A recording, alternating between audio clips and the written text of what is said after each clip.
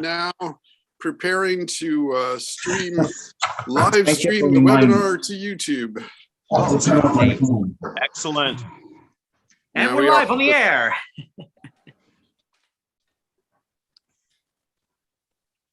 Yes, indeed. So, welcome. This is the Instant Shakespeare Company. My name's Paul Sugarman. I'm the founder of the Instant Shakespeare Company. And tonight we have The Tempest, which many people feel is Shakespeare's last play and the very first play in the first folio. We use the first folio scripts. And the playmaster for tonight is Michael E. Gardner. So over to you, Michael. I just want to say thank you, everybody, for taking part in this. And this is my first time approaching this part, so bear with me. Wish me well. I wish you well. And I wish you all well and have fun. And, see what happens. And just play it. I was going to strongly suggest that opening scene, since it's a storm and we don't have any sound effects, make it a storm for yourselves and give it lots of energy of a storm. Okay, you don't want anybody to do any noise like a storm. Okay. Don't worry about overacting. Overact. Play.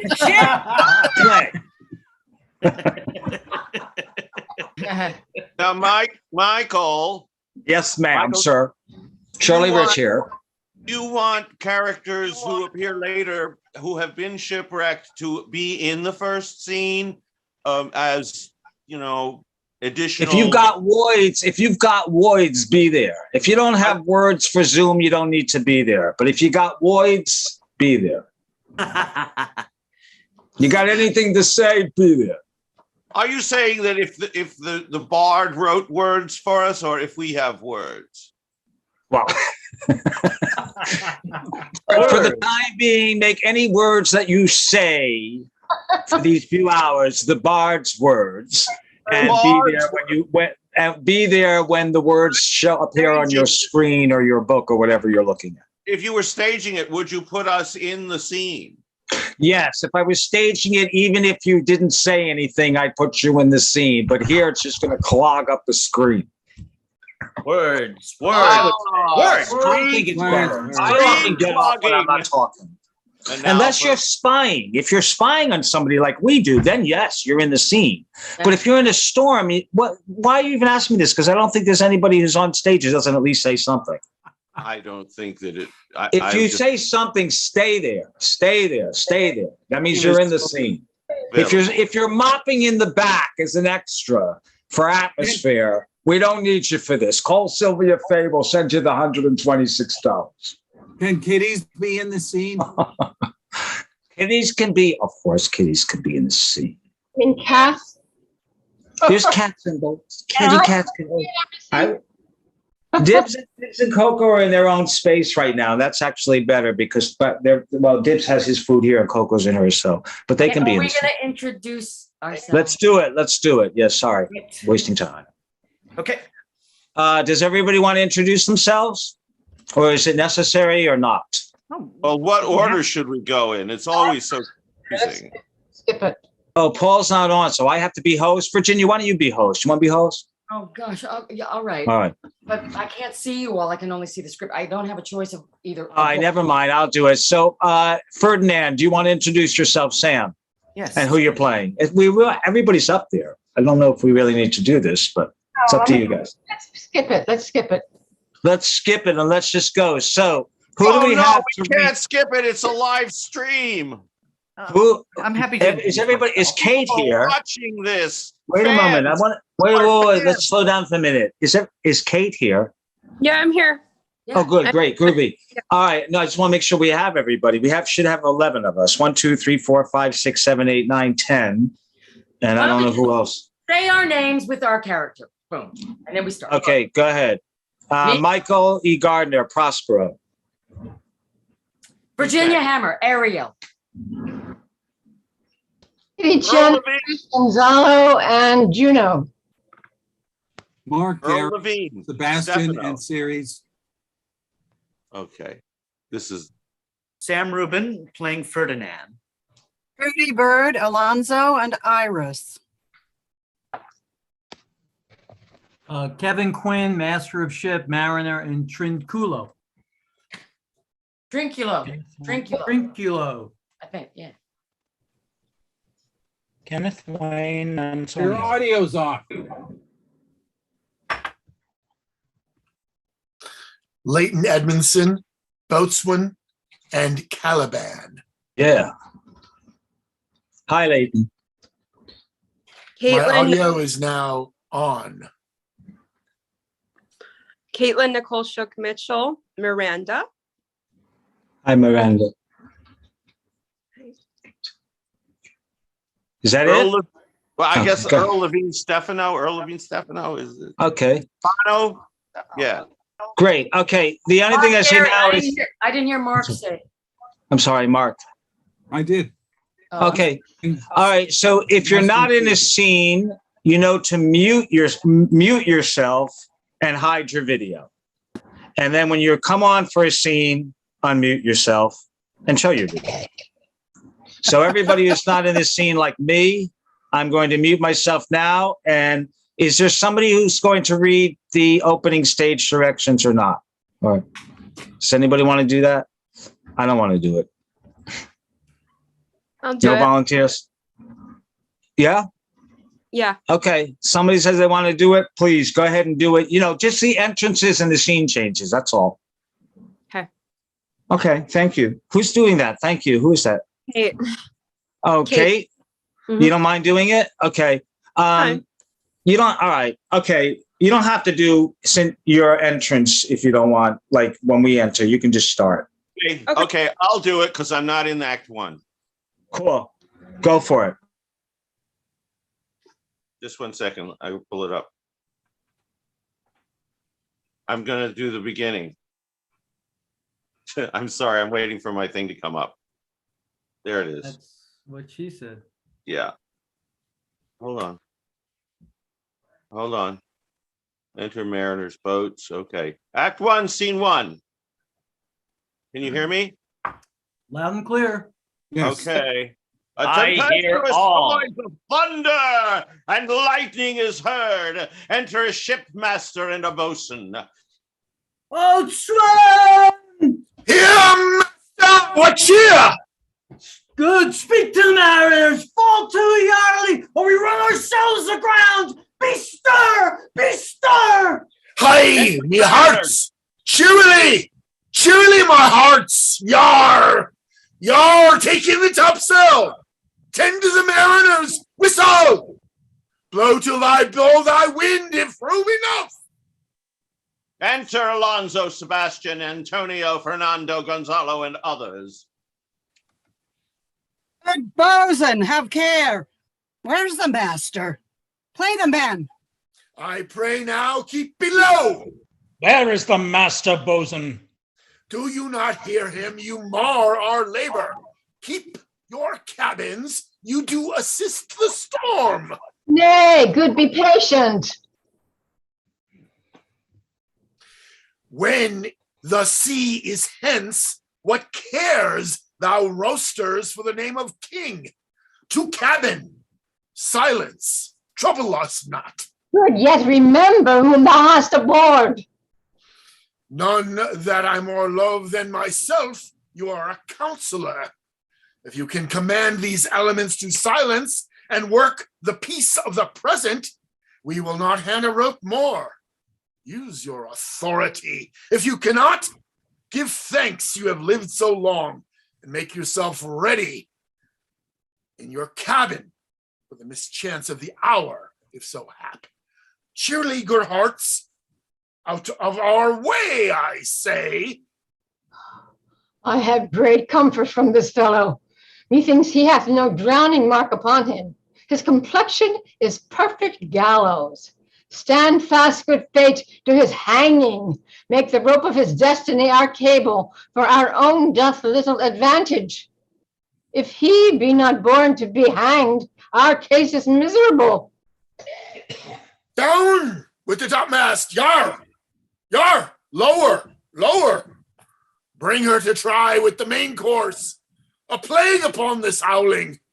They are louder than the weather of our office yet again. What do you hear? Shall we give o'er and drown? Have you a mind to sink? For your throat, you bawling blasphemous, incharitable dog! Work you then!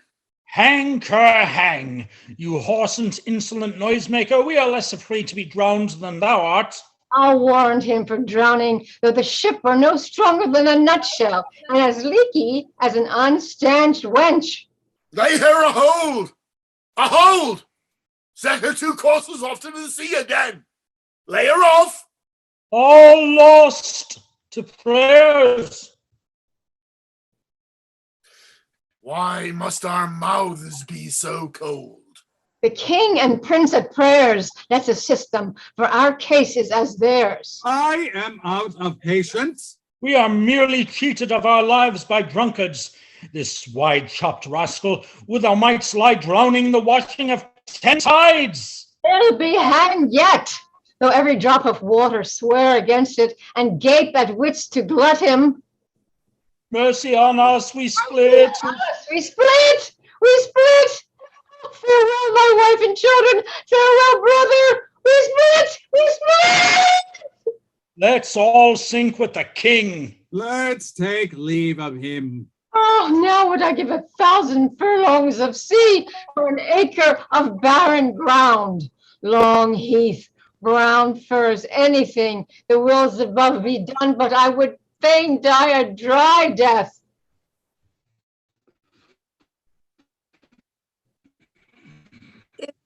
By your art, my dearest father, you have put the wild waters in this roar, allay them.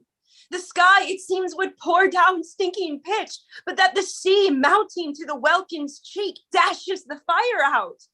Oh, I have suffered with those that I saw suffer. A brave vessel who had, no doubt, some noble creature in her, dashed all to pieces. Oh, the cry did knock against my very heart. Poor souls, they perished. Had I been any god of power, I would have sunk the sea within the earth, or ere it should the good ship so have swallowed, and the frothing souls within her. Be collected, no more amazement. Tell your piteous heart there's no harm done. Oh, woe the day! No harm. I have done nothing but in care of thee, my dear one, thee, my daughter, who art ignorant of what thou art, not knowing of whence I am, nor that I am no more better than Prospero, master of a full poor cell, and thy no greater father. More to know did never meddle with my thoughts. 'Tis time I should inform thee, father. Lend thy hand, and pluck my magic garment from me. So, lie there, my art. And wipe thou thine eyes, have comfort.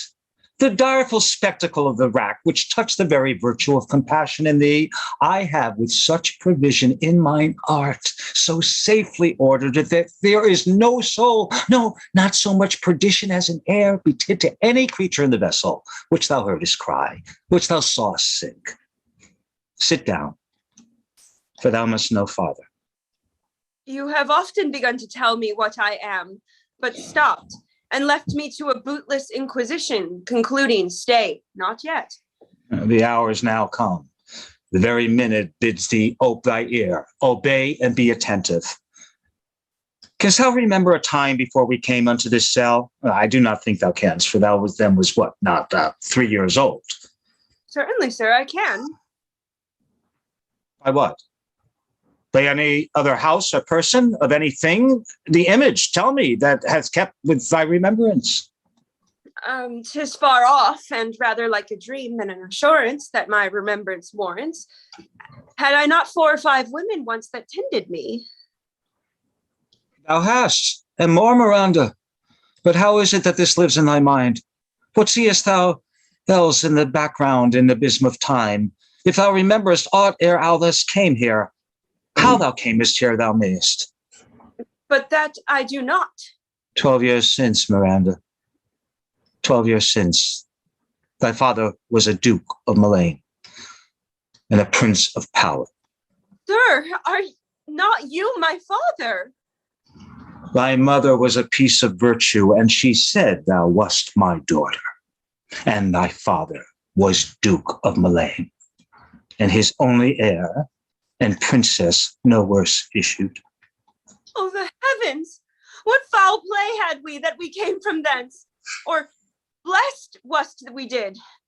Oh, both, my girl. By foul play, as thou sayest, were we heaved hence, but blessedly hope hither. Oh, my heart bleeds to think of the team that I have turned you to from my remembrance. Please you, farther. My brother and thy uncle called Antonio, I pray thee mark me that a brother should be so perfidious. He who next to thyself of all the world I loved, and to him put the manage of my state, as at the time through all the signories it was the first, and Prospero, the prime duke, being so reputed in dignity and for the liberal arts, without a parallel, those being all my study, the government I cast upon my brother, and to my state grew stranger, being transported and wrapped in secret studies. Thy false uncle, does thou attend me? Sir, most heedfully. Being once perfected how to grant suits, how to deny them, who to advance and who to trash for overtopping, new created the creatures that were mine. I say, or change them, or else new formed them, having both the key of officer and office, set all hearts in the state to what tune pleased his ear, that now he was the ivy which had hid my princely trunk, and sucked my verdure out on it. Thou attendest not. Good sir, I do. I pray thee, mark me. I, thus neglecting worldly ends, all dedicated to closeness and the bettering of my mind, with that which, but by being so retired, overprized all popular rate, in my false brother awakened an evil nature. And my trust, like a good parent, did beget of him a falsehood in its contrary, as great as my trust was, which had indeed no limit, a confidence sans bound. He being thus lauded, not only with what my revenue yielded, but what my power might else exact, like one who having into truth by telling of it, made such a sinner of his memory, to credit his own lie, he did believe he was indeed the Duke. Out of the substitution in executing the outward face of royalty with all prerogative, hence his ambition growing. Does thou hear? Your tale, sir, for deafness.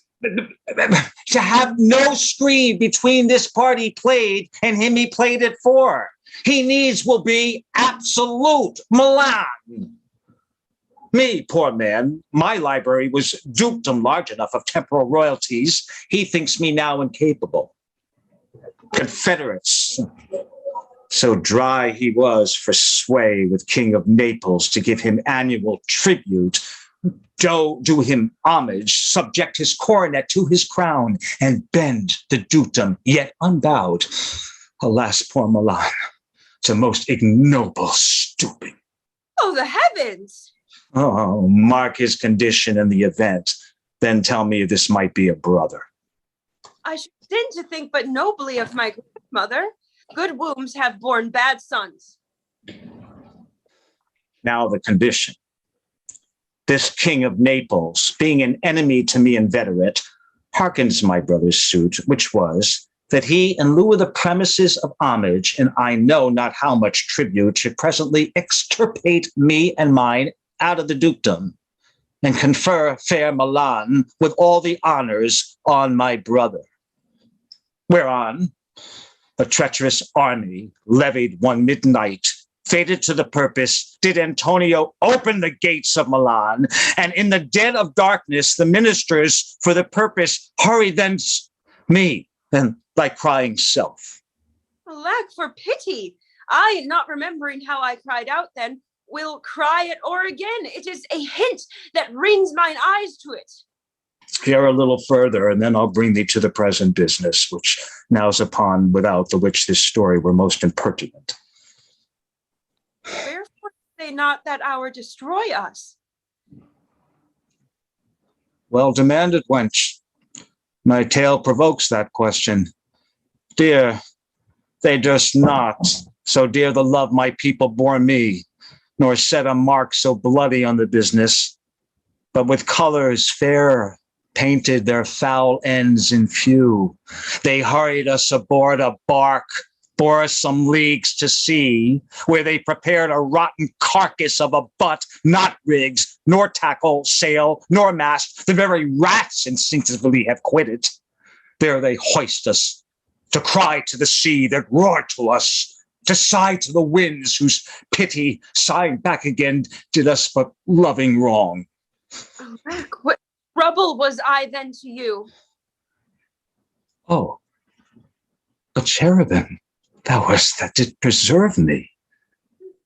Thou didst smile, infused with a fortitude from heaven, when I have decked the sea with drops full salt under my burden, groaned with raised in me an undergoing stomach to bear up against what should ensue. How came we ashore? By providence divine, some food we had, and some fresh water that a noble Neapolitan Gonzalo, out of his charity, who being thus appointed master of this design, did give us with rich garments, linens, stuffs, and necessaries, which since have steeded much. So of his gentleness, knowing I love my books, he furnished mine own library with volumes that I prize above dukedom. Would I might but ever see that man. Now, I arise. Sit still and hear the last of our sea sorrow. Here, in this land, we arrived, and here have I, thy schoolmaster, made thee more profit than other princesses can, that have more time for vainer hours and tutors not so careful. Heavens, thank you for it. And now, I pray you, sir, for still 'tis beating in my mind, your reason for raising this sea storm. No, thus far forth, by accident, most strange, bountiful fortune. Now, my dear lady hath my enemies brought to this shore, and by my prescience, I find my zenith doth depend upon a most auspicious star, whose influence is now, I court not, but omit, my fortunes will ever after droop. Here, seize more questions. Thou art inclined to sleep. 'Tis a good dullness. Give it away. I know thou cannot choose. Come away, servant. Come, I am ready now. Approach my Ariel. Come. Enter Ariel. All hail, great master. Grave sir, hail. I come to answer thy best pleasure, be it to fly, to swim, to dive into the fire, to ride on the curled clouds. To thy strong bidding, task Ariel and all his quality. Hast thou, spirit, performed to point the tempest that I bade thee? To every article. I boarded the king's ship. Now on the beak, now on the waist, the deck. In every cabin I flamed amazement. Sometimes I divide and burn in many places. The topmast, the yards and bowsprit would I flame distinctly, then meet and join Jove's lightnings, the precursors of the dreadful thunderbolts, more momentary and sight outrunning were not. The fire and cracks of sulphurous roaring, the most mighty Neptune seemed to besiege and make his bold waves tremble, yea, his dread trident shake. My brave spirit, who was so firm, so constant that his coil would not infect his reason? Not a soul but felt the fever of the mad, and played some tricks of desperation. All but mariners plunged in the foaming brine and quit the vessel. Then all afire with me. The king's son, Ferdinand, with hair up staring, then like reeds, not hair, was the first man that leapt, cried, hell is empty, and all the devils are here. That's my spirit. But was not this nice shore? Close by, my master. But are they, Ariel, safe? Not a hair perished. On their sustaining garments, not a blemish, but fresher than before. And as thou badst me, in troops have I dispersed them about the isle. The king's son have I landed by himself, whom I left cooling of the air with sighs in an odd angle of the isle, and sitting his arms in this sad knot.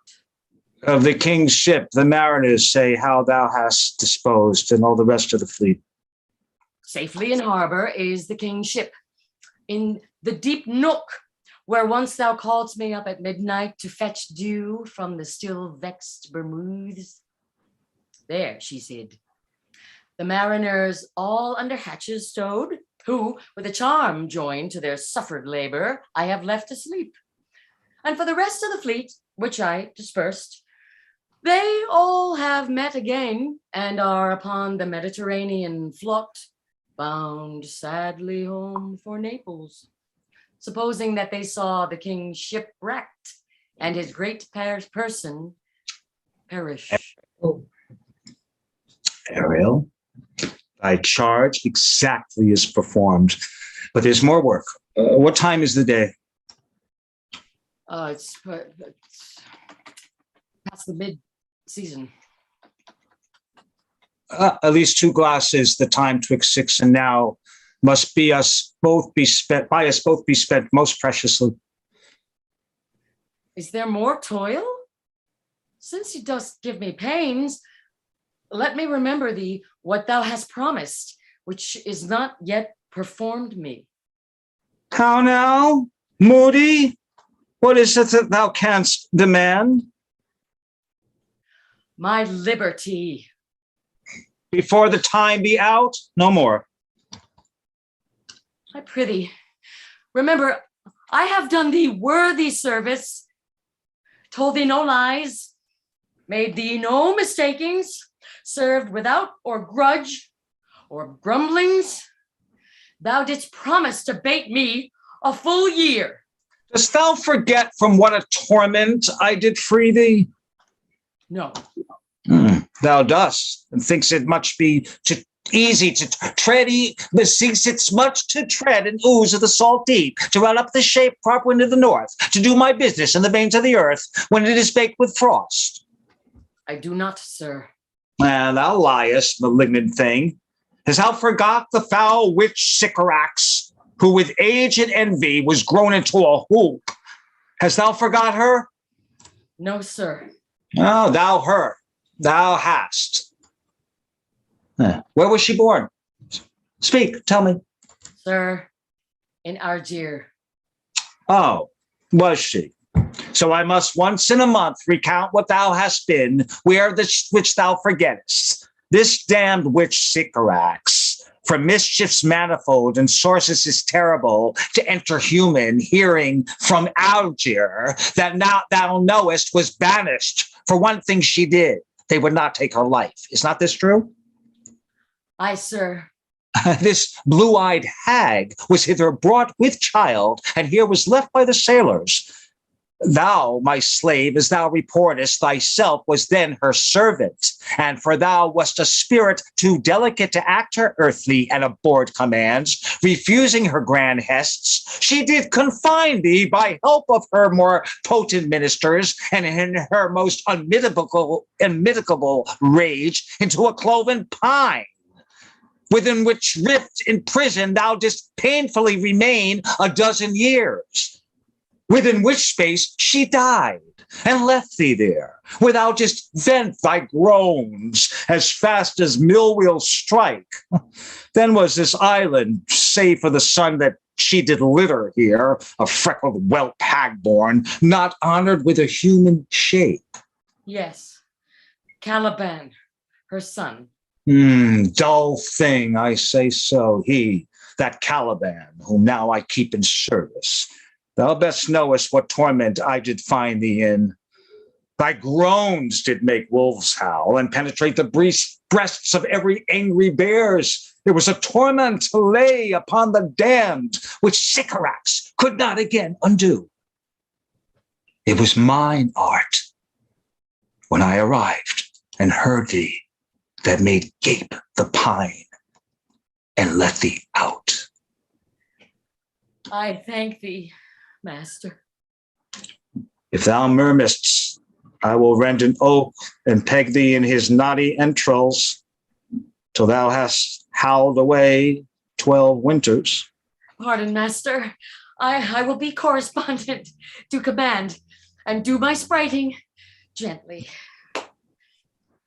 Do so.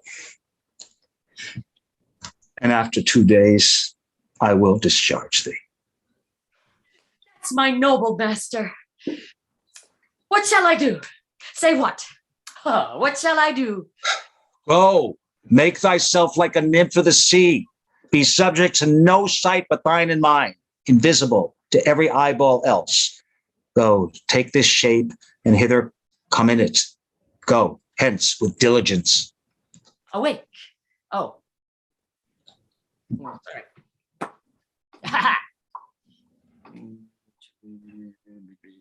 Okay. Awake, dear heart, awake. Thou hast slept well. Awake.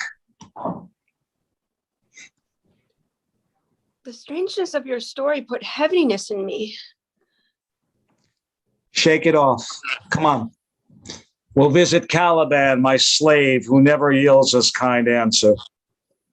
'Tis a villain, sir. I do not love to look on. But tis we cannot miss him. He does make our fire, fetching our wood, and serves in offices that profit us. What ho! Slave! Now earth, now speak!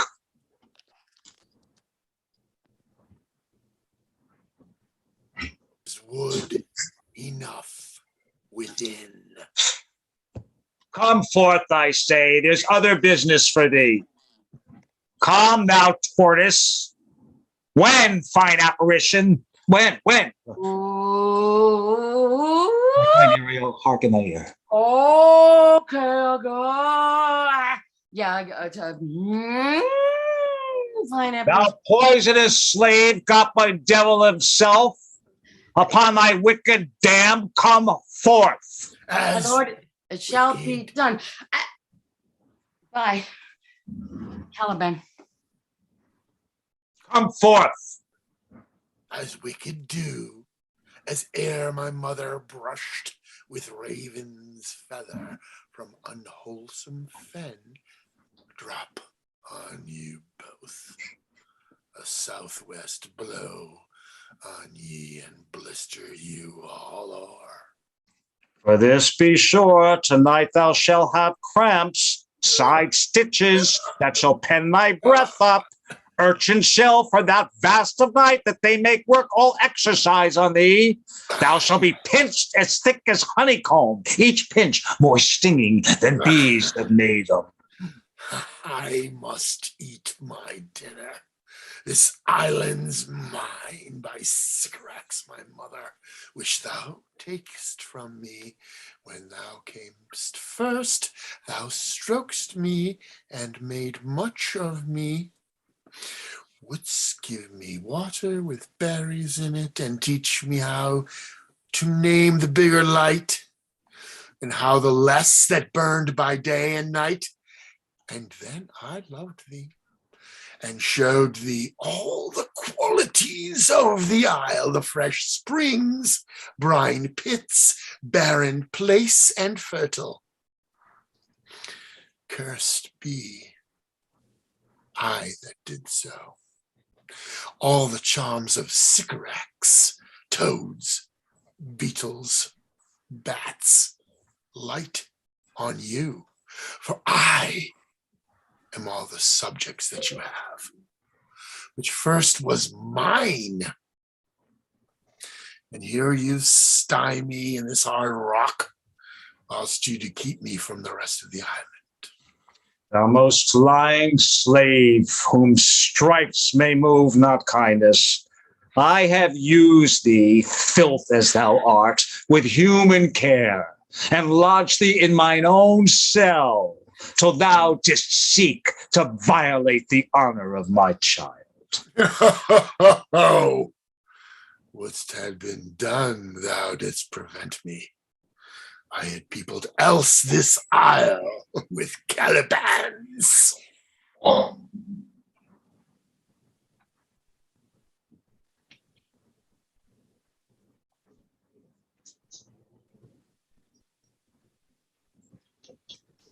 Miranda.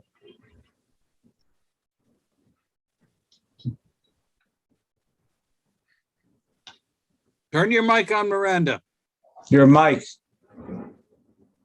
Abhorred slave, which any print of goodness will not take, being capable of all ill. I pitied thee, took pains to make thee speak, taught thee each hour one thing or other, when thou didst not savage know thine own meaning, but wouldst gabble like a thing most brutish. I endowed thy purposes with words that made them known. But thy vile race, though thou didst learn, had that in it which good natures could not abide to be with. Therefore wast thou deservedly confined into this rock, who hadst deserved more than a prison.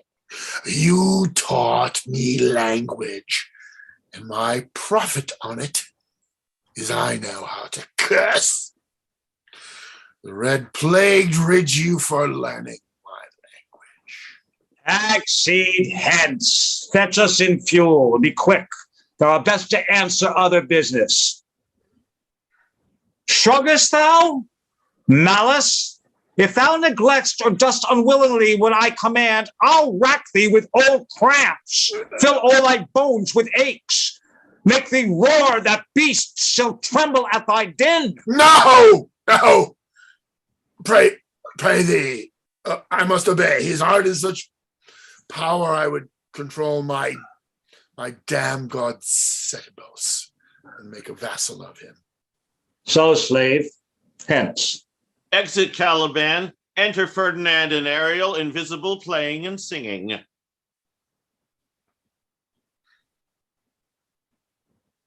Ferdinand and Ariel, invisible. Ariel.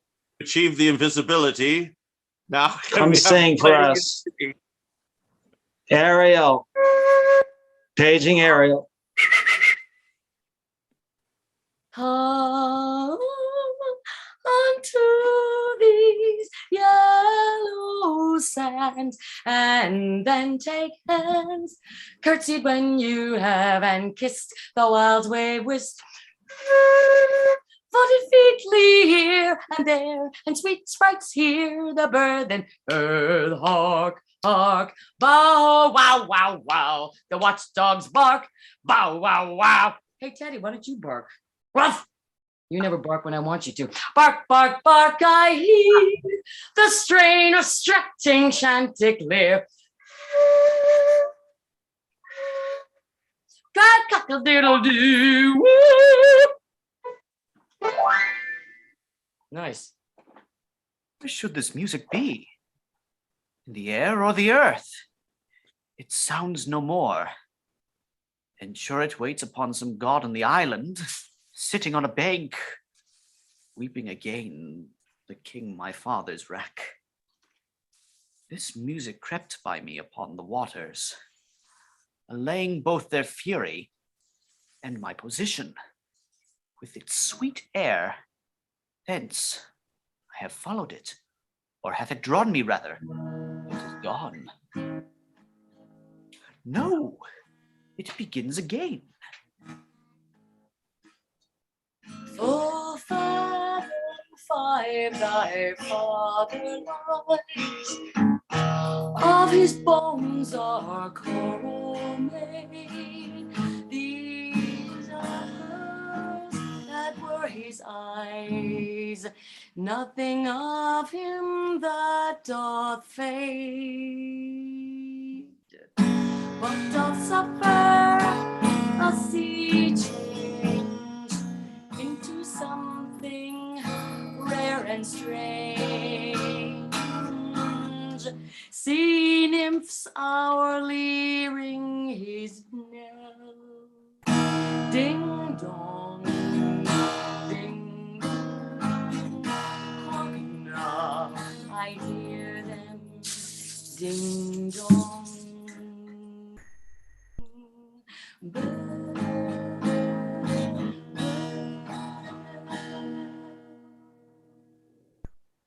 The ditty does remember my father, my drowned father. This is no mortal business, nor no sound that the earth owes. I hear it now above me. The fringed curtains of thine eye advance, and say what thou seest yond. What is it? A spirit? Lord, how it looks about. Believe me, sir, it carries a brave form. But 'tis a spirit. No, wench, it eats and sleeps and has such senses as we have. This gallant, which thou seest, was in the rack, and but he's something stained with grief. That's beauty's canker. You might call him a goodly person. He has lost his fellows and strays about to find them. I might call him a thing divine, for nothing natural I ever saw so noble. It goes on, I see, as my soul prompts it. Spirit, fine spirit, I'll free thee within 2 days for this. Most sure the goddess on whom these airs attend, vouchsafe my prayer may know if you remain upon this island, and that you will some good instruction give how I may bear me here. My prime request, which I do last pronounce, is, oh, you wonder if you be made or no. No wonder, sir, but certainly a maid. My language, heavens! I am the best of them that speak this speech. Where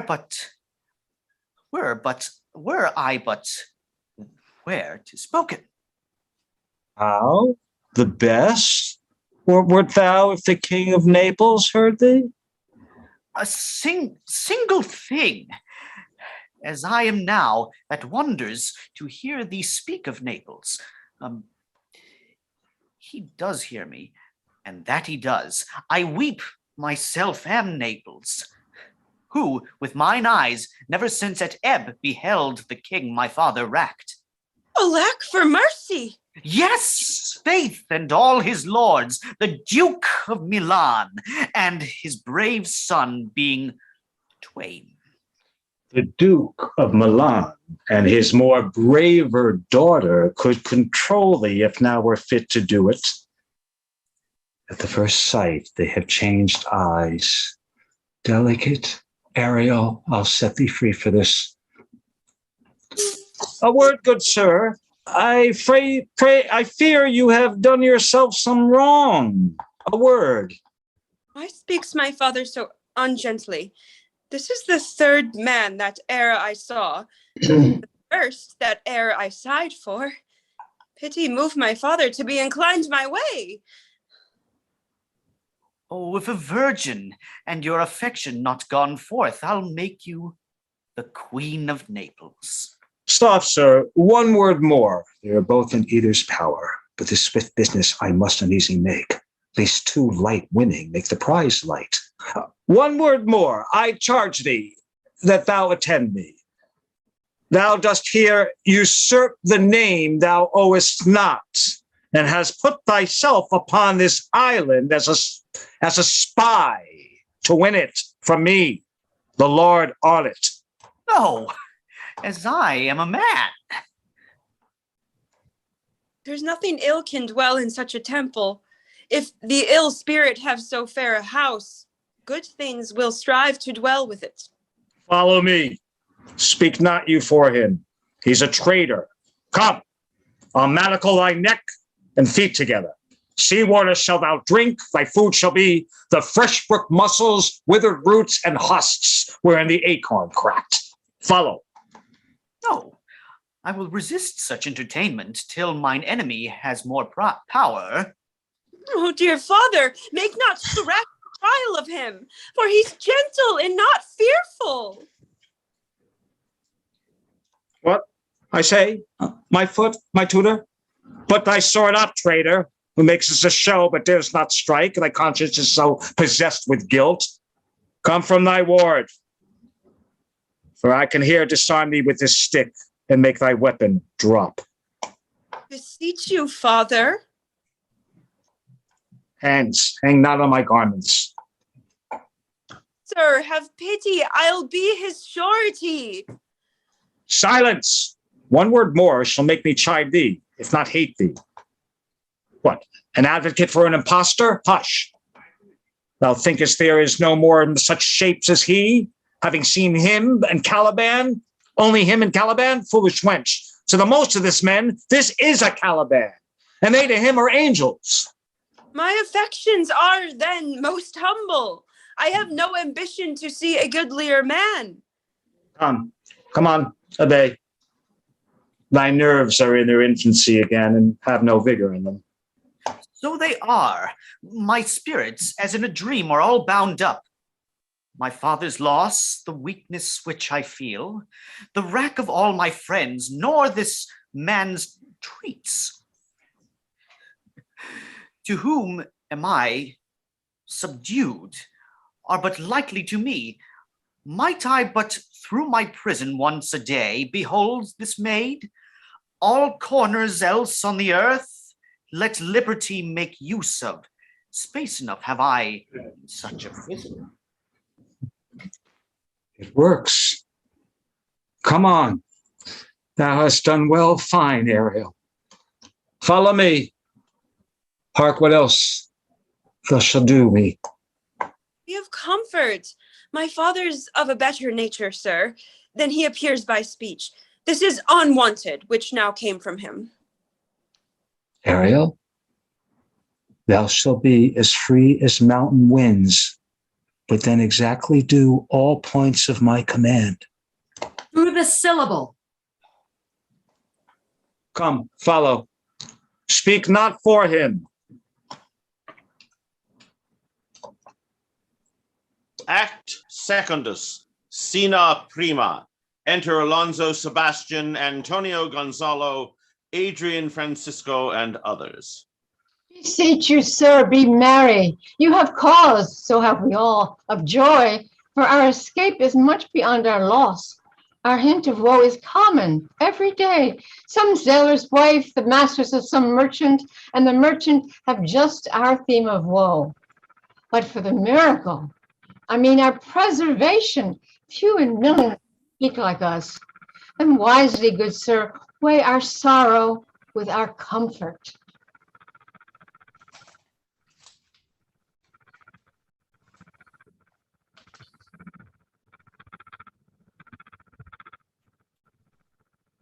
Prithee, peace.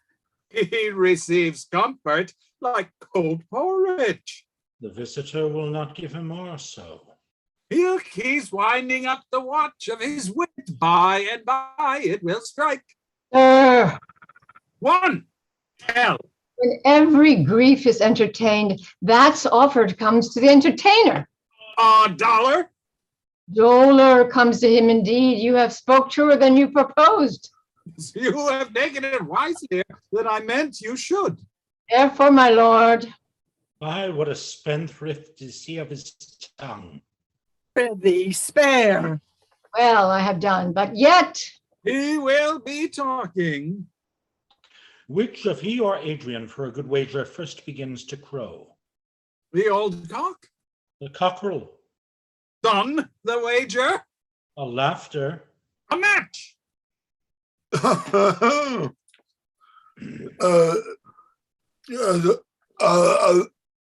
Though this island seems to be desert, Oh, you're paid. uninhabitable and almost inaccessible. Yet. Yet, He could not miss it. it must needs be of subtler, tender, and delicate temperance. Temperance was a delicate wench. Aye, and subtle, and he most learnedly delivered. The hour breathes upon us here most sweetly. as if it had lungs, and rotten ones. Or as 'twere pruned by a fen. Here is everything advantageous to life. True, save means to live. Of that there's none or little. How lush and lusty the grass looks. How green! The ground indeed is tawny. With an eye of green in it. He misses not much. No, he doth but mistake the truth totally. But the rarity of it is, which is indeed almost beyond credit, As many vouch rarities are. that our garments, being as they were drenched in the sea, notwithstanding their freshness and glosses, being rather new dyed than stained with salted water. If but one of his pockets could speak, would it not say he lies? Aye, or very falsely pocket up his report. Methinks our garments are now as fresh as when we put them on first in Africa at the marriage of the king's fair daughter Claribel to the king of Tunis. 'Twas a sweet marriage, and we prosper well in our return. Tunis was never graced before with such a paragon to their queen. Not since Widow Dido's time. Widow, a pox of that. How came that widow in? Widow Dido. What if he had said widower Enos too? Good Lord, how you take it? Widow Dido, said you. You make me study of that. She was of Carthage, not of Tunis. This Tunis, sir, was Carthage. Carthage? I assure you, Carthage. His word is more than the miraculous harp. He has raised the wall and houses too. What impossible matter will he make easy next? I think he will carry this island home in his pocket and give it his son for an apple. And sowing the kernels of it in the sea, bring forth more islands. Aye! Why, in good time. Sir, we were talking that our garments seemed now as fresh as when we were in Tunis at the marriage of your daughter, who is now queen. And the rarest that e'er came there. Wait, I beseech you, Widow Dido. Oh, Widow Dido, aye, Widow Dido.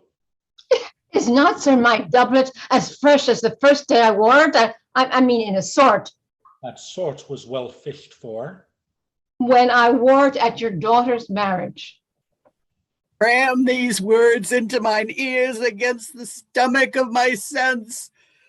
Would I had never married my daughter there. For coming thence, my son is lost, and in my rate she too, who is so far from Italy removed, I ne'er again shall see her.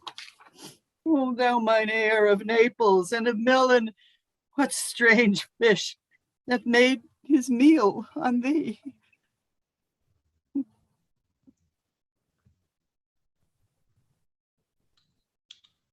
Francisco?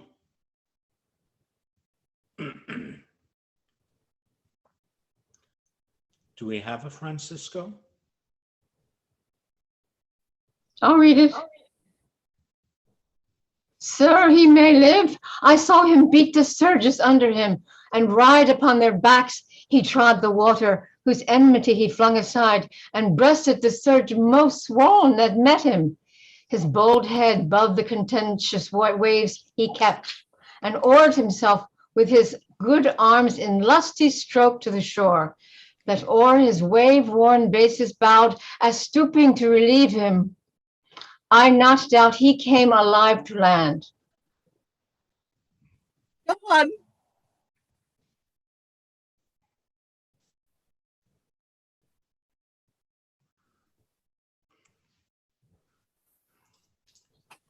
Sebastian. Mr. Alonso, sir, you may thank yourself for this great loss that would not bless our Europe with your daughter, but rather lose her to an African, where she at least is banished from your eye, who hath cost to wet the grief on it. Thee, peace!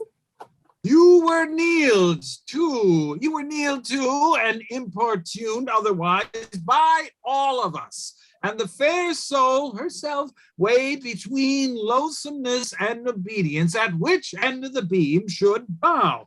We have lost your son, I fear, forever. Milan and Naples have more widows in them of this business making than we bring men to comfort them. The fault's your own. So is the dearest of the lost.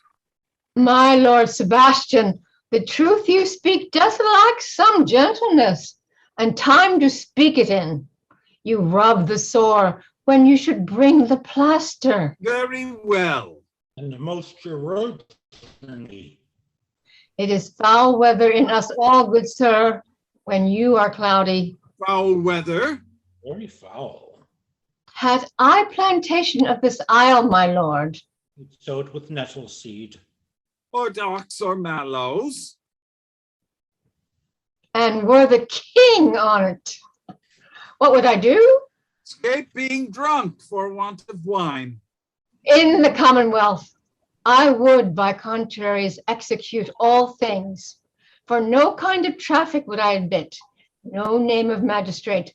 Letters should not be known, riches, poverty, and use of service, none. Contract, succession, born, bound of land, tilth, vineyard, none. No use of metal, corn, or wine, or oil. No occupation. All men idle, all, and women too, but innocent and pure. No sovereignty. Yet he would be king on it. The latter end of his commonwealth forgets the beginning. All things in common, nature should produce without sweat or endeavor. Treason, felony, sword, pike, knife, gun, or need of any engine would I not have. But nature should bring forth of its own kind all poison, all abundance to feed my innocent people. No marrying on his subjects. None, man, all idle, whores and knaves. I would with such perfection govern, sir, to excel the golden age. Save his majesty. Long live Gonzalo. And do you mark me, sir? Prithee, no more. Thou dost talk nothing to me. I do well believe, your highness, and did it to minister occasion to these gentlemen who are of sensible and nimble lungs that they always use to laugh at nothing. 'Twas you we laughed at. Who in this kind of merry fooling am nothing to you, so you may continue and laugh at nothing still. Not a blow was there given. And it had not fallen flat long. You are gentlemen of brave metal. You would lift the moon out of her sphere if she would continue it in it 5 weeks without changing. We would so, and then go a bat fowling. Nay, good my lord, be not angry. No, I warrant you, I will not adventure my discretion so weakly. Oh, will you laugh me asleep, for I'm very heavy. Do sleep and hear us. Also soon asleep. I wish mine eyes would with themselves shut up my thoughts. I find they are inclined to do so. Please you, sir, do not omit the heavy offer of it. It seldom visits sorrows. When it doth, it is a comforter. We too, my lord, will guard your person while you take your rest and watch your safety. Thank you. Wondrous heavy. What a strange drowsiness possesses them. It is the quality of the climate. Oh, why doth it not then our eyelids sink? I find not myself disposed to sleep. Nor I, my spirits are nimble. They fell together all as by a thunderstroke. What might worthy Sebastian, oh, what might, no more. And yet methinks I see it in thy face what thou shouldst be. The occasion speaks in my strong imagination sees a crown dropping upon thy head. What? Art thou waking? Do you not hear me speak? I do, and surely it is a sleepy language, and thou speakest out of thy sleep. What is it thou didst say? This is a strange repose, to be asleep with eyes wide open, standing, speaking, moving, and yet so fast asleep. Noble Sebastian, thou lett'st thy fortune sleep. Die rather, whilst whilst thou art waking. Thou dost snore distinctly. There's meaning in thy snores. I am more serious than my custom. You must be so too, if heed me which to do troubles thee o'er. Well, I am standing water. I'll teach you how to flow. Do so. Hereditary sloth instructs me. Oh, if you but knew how you the purpose cherish whilst thus you mock it, how in stripping it you more invest it. Ebbing men indeed most often do so near the bottom run by their own fear or sloth. Thee say on, the setting of thine eye and cheek proclaim a matter from thee, and a birth indeed which throws thee much to yield. Thus, sir, although this lord of weak remembrance, this who shall be of as little memory when he is earthed, hath here almost persuaded, for he's a spirit of persuasion, only professes to persuade, the king his sons alive. 'Tis as impossible that he's undrowned as he that sleeps here swims. I have no hope that he's undrowned. Oh, out of that no hope, what great hope have you? No hope that way is another way so high a hope that even ambition cannot pierce a wink beyond, but doubt discovery there. Will you grant with me that Ferdinand is drowned? He's gone. Then tell me, who's the next heir of Naples? Claribel. She that is Queen of Tunis, she that dwells 10 leagues beyond man's life, she that from Naples can have no note unless the sun were post the man of the moon's too slow, till newborn chins be rough and razorable. She that from whom we all were sea swallowed, though some cast again, and by that destiny to perform an act whereof what's past is prologue, what to come in yours and my discharge. What stuff is this? What say you? 'Tis true my brother's daughter's Queen of Tunis, so is she heir of Naples. Twixt regions there is some space. A space whose every cupid seems to cry out, how shall that Claribel measure us back to Naples? Keep in Tunis and let Sebastian wake. Say this were death that now hath seized them. Why, they were no worse than now they are. There be that can rule Naples as well as he that sleeps. Lords that can prate as amply and unnecessarily as this Gonzalo. I myself could make a choff of his deep chat. Oh, that you bore the mind that I do, what a sleep were this for your advancement. Do you understand me? Methinks I do. And how does your content tender your own good fortune? I remember you did supplant your brother Prospero. True. And look how well my garments sit upon me, much feater than before. My brother's servants were then my fellows, now they are my men. But for your conscience. Aye, sir, where lies that?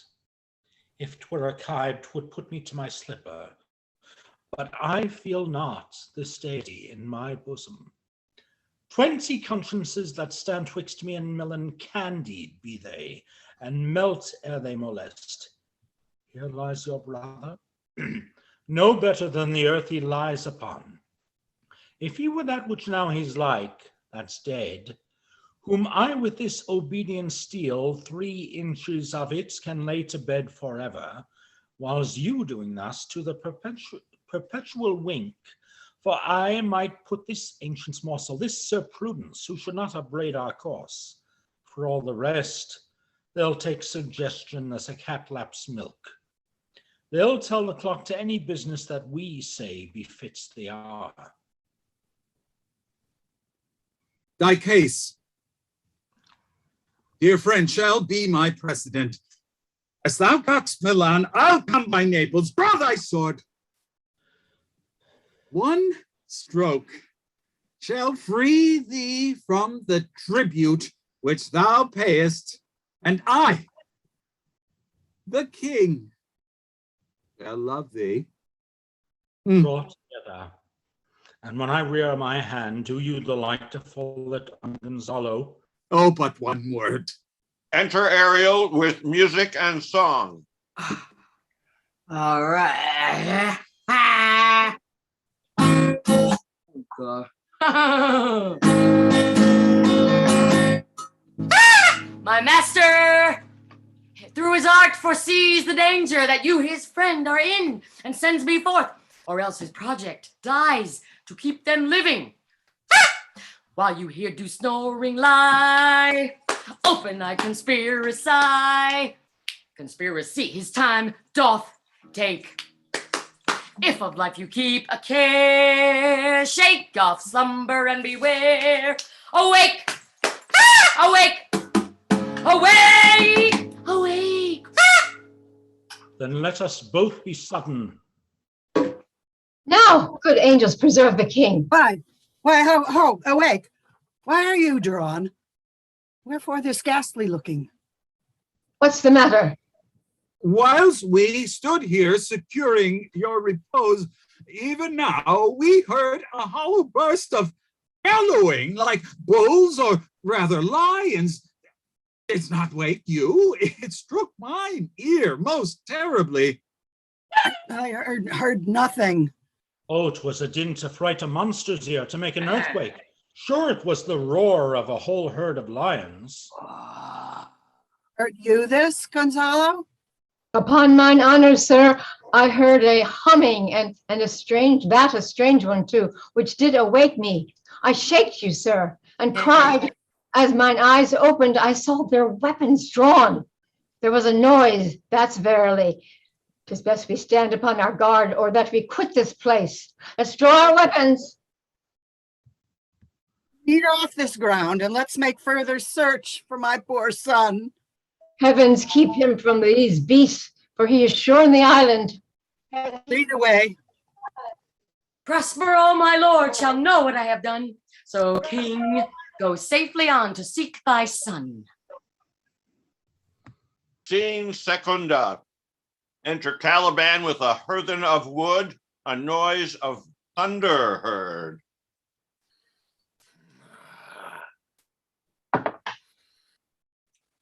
Oh, the infections that the sun sucks up from bogs, fens, flats, on Prospero fall, and make him by each meal a disease.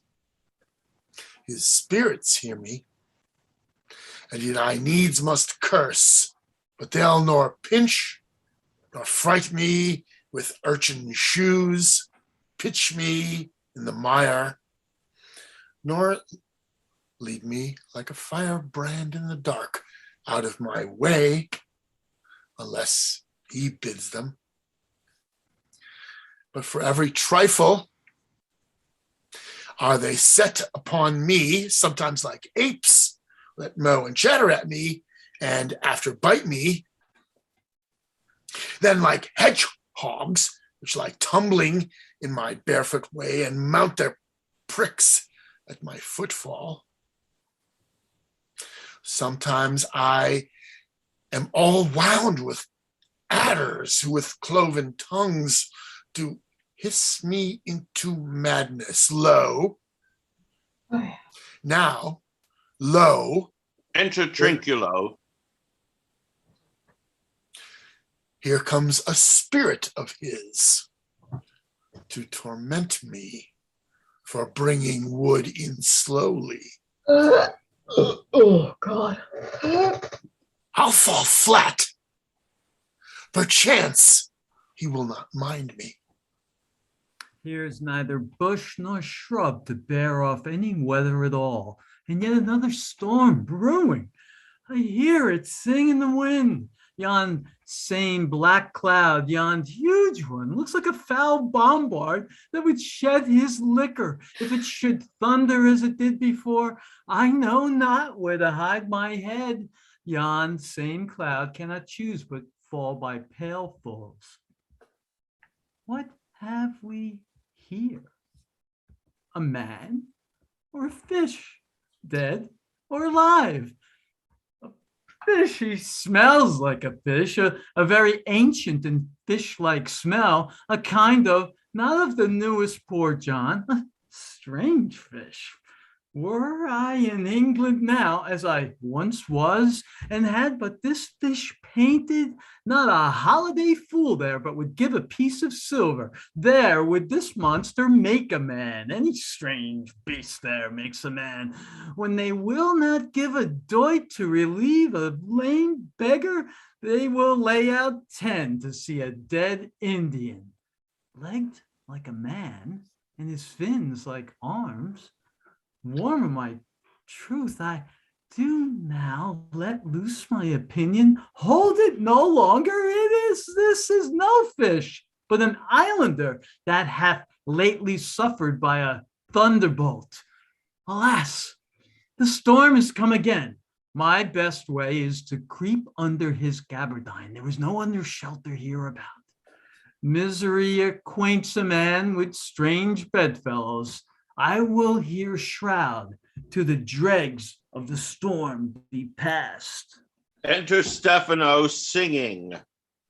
I shall no more to see, here shall I die ashore. Oh, this is a very scurvy tune to sing at a man's funeral. Well, here's my comfort.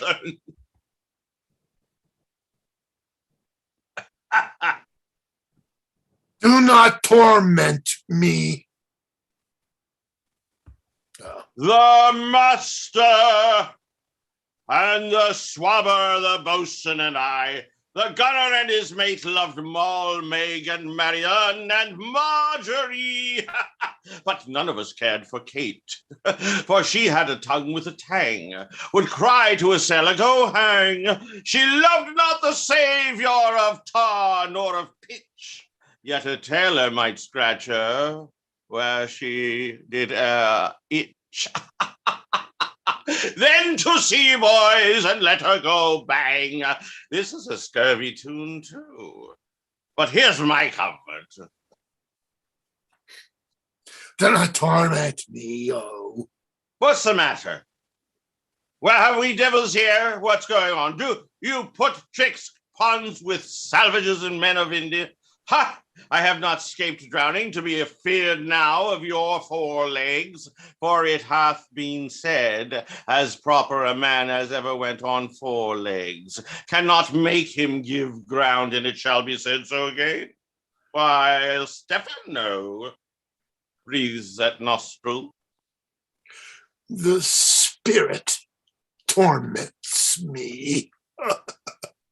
This is some monster of the isle with 4 legs, who hath got, as I take it, an ague. Where the devil should he learn our language, I will give him some relief. If it be but for that, if I can recover him and keep him tame and get to Naples with him, he's a present for any emperor that ever trod on neat's leather. Do not torment me, prithee. I'll bring my wood home faster. He's in his fit now, and does not talk after the wisest. he shall taste of my bottle. If he ever had drunk wine before, it will go near to remove his fit. If I can recover him and keep him tame, I will not take too much for him. He shall pay for him that hath him, and that soundly. Thou doest me yet but little hurt. Thou wilt anon, I will it by thy trembling. Now, prosper works upon thee. Come on your ways, open your mouth. Here is that which will give language to you, cat.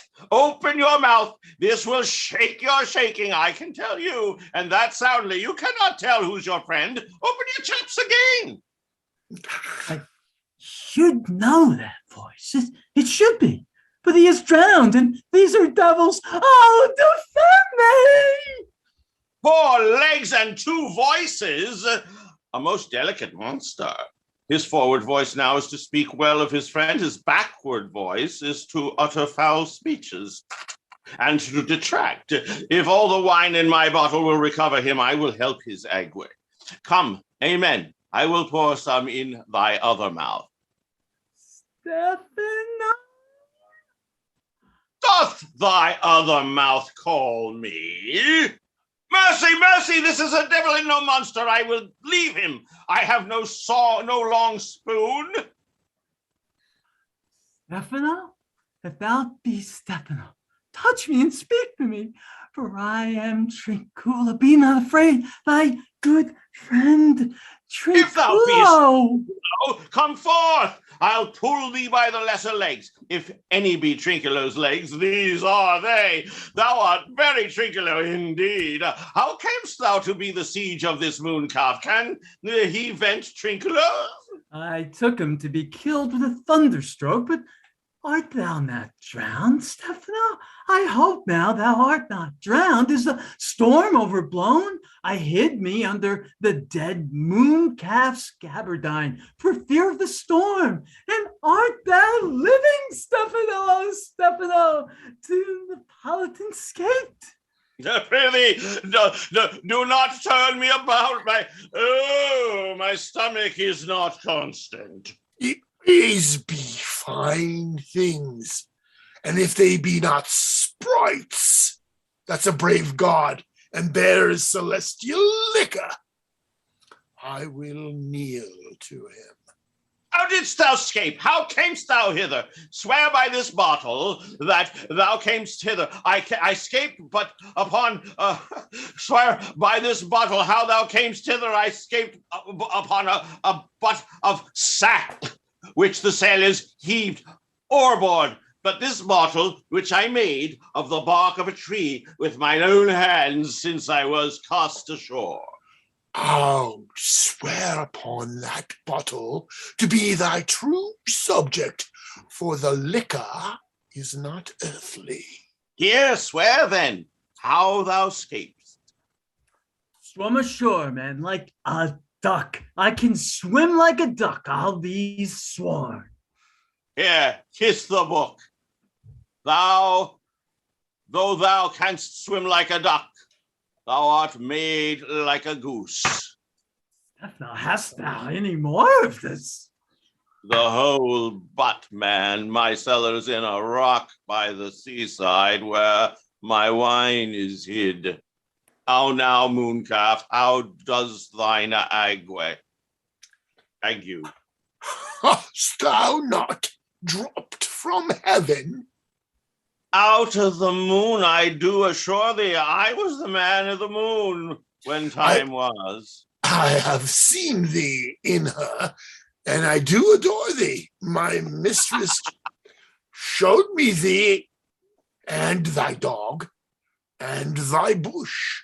Come, swear to that. Kiss the book.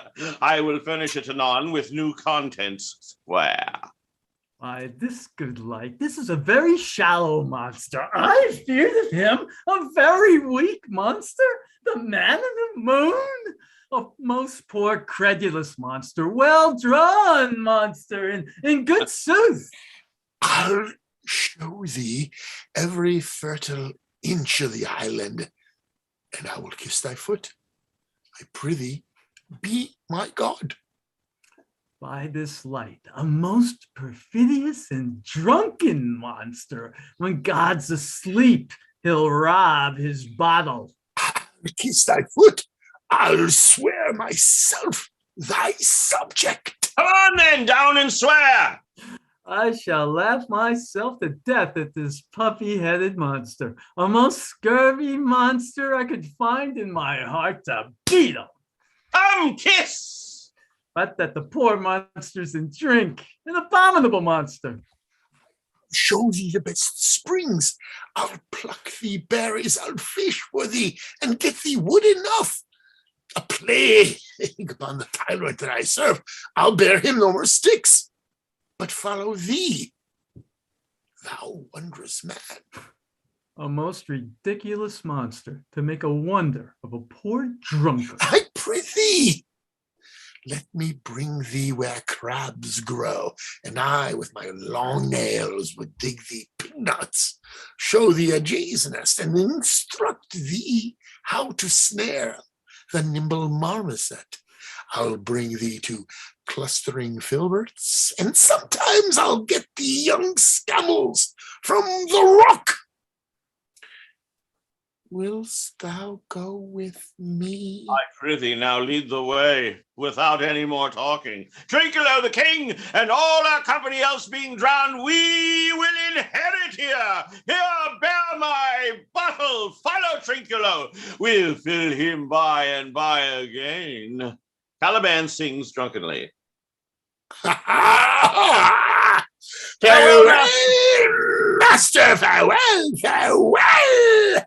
A howling monster, a drunken monster. No, madams, I'll make for fish, no fitch in firing at requiring nor skate, trenchering or wash, dish, baban, Caliban, a new master, Caliban is a new master, yet a new man. Freedom, high day, freedom, high day, freedom.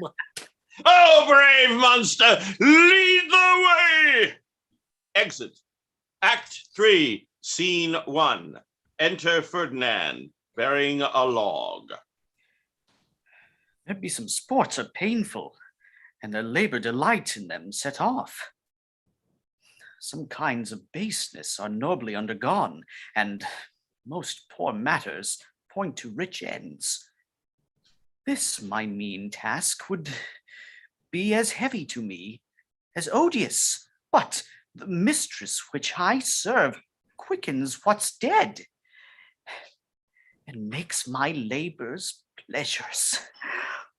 Oh, she is 10 times more gentle than her father's crabbed, and he's composed of harshness.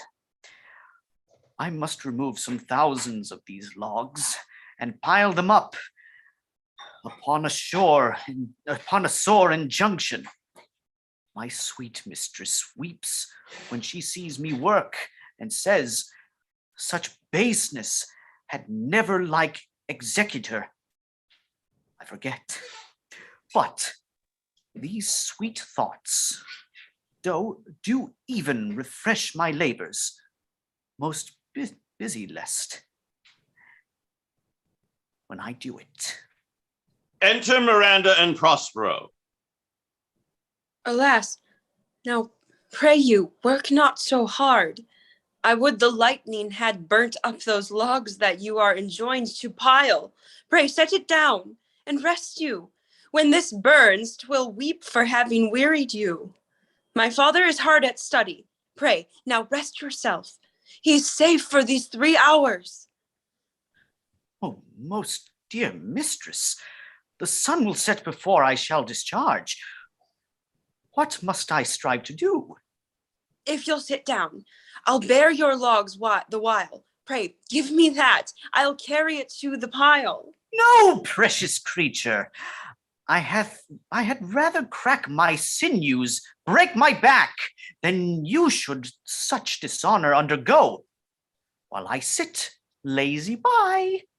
It would become me as well as it does you, and should do it with much more ease, for my goodwill is to it, and yours it is against.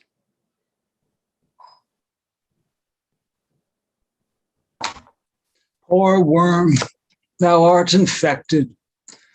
This visitation shows it. You look wearily. No, noble mistress, 'tis fresh morning with me. When you are by at night, I do beseech you cheerfully, that I might set it in my prayers. What is your name? Miranda. Oh, my father, I have broke your hest to say so. Admired Miranda, indeed the top of admiration would. What's dearest to the world, full of many a lady have I have eyed with best regard, and many a time the harmony of their tongues hath into bondage brought my too diligent ear. For several virtues have I liked several women, never any with so full soul, but some defect in her did quarrel with the noblest grace she owed, and put it to the foil. But you, oh you, so perfect and so peerless, are created of every creature's best. I do not know one of my sex, no woman's face remember, save from my glass mine own, nor have I seen more that I may call men than you, good friend, and my dear father. How features are abroad I am skilless of, but by my modesty, the jewel in my dower, I would not wish any companion in the world but you, nor can imagination form a shape besides yourself to like of. But I prattle something too wildly, and my father's precepts I therein do forget. I am in my condition a prince, Miranda. I do think a king, I would not so, and would no more endure this wooden slavery than to suffer the flesh fly blow my mouth. Hear my soul speak. The very instant that I saw you, did my heart fly to your service. There resides to make me slave to it, and for your sake am I this patient long man. Do you love me? Oh, heaven, oh, earth, bear witness to this sound, and crown what I profess with kind event, if I speak true, if hollowly invert what best is boded me.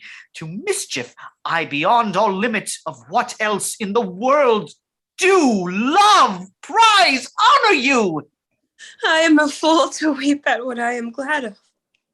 Fair encounter of two most rare affections. Heavens rain grace on that which breeds between them. Wherefore weep you? At mine unworthiness, that dare not offer what I desire to give, and much less take what I shall die to want. But this is trifling, and all the more it seeks to hide itself, the bigger bulk it shows. Hence bashful cunning, and prompt me plain and holy innocence. I am your wife, if you will marry me. If not, I'll die your maid. To be your fellow, you may deny me, but I'll be your servant, whether you will or no. My mistress, dearest, and I thus humble ever. My husband, then?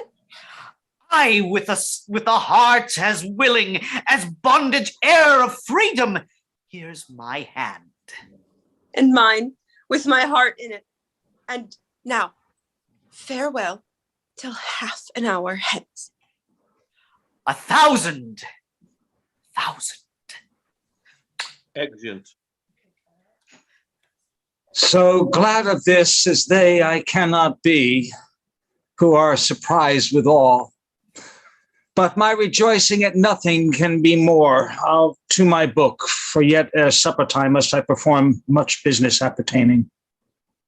Exit. Second scene. Enter Caliban, Stephano, and Trinculo. Tell not me, when the butt is out, we will drink.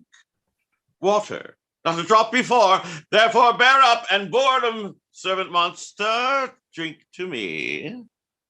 Servant monster, the folly of this land. They say there's but 5 on this isle. We're 3 of them. If the other 2 be brain like us, the state totters. Drink, servant monster, when I bid thee. Thy eyes are almost set in thy head. Where should they be set, Elsie? We're a brave monster indeed, if they're set in his tail. My man monster hath drowned his tongue in sack.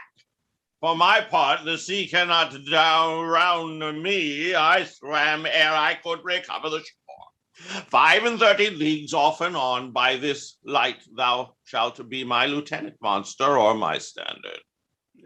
Lieutenant, if you list, he's no standard. Will not run, Monsieur Monster. Nor go either, but you'll lie like dogs and yet say nothing neither. Mooncalf, speak once in thy life, and thou beest a good mooncalf. Oh, does thy honor let me lick thy shoe? I'll not serve him. He is not valiant. Thou liest, most ignorant monster. I am in case to just a constable. While thou debauched fish thou, was there ever man a coward that hath drunk so much sack as I today? Wilt thou tell a monstrous lie? Being but half a fish and half a monster? Lo, how he mocks me! Wilt thou let him, my lord?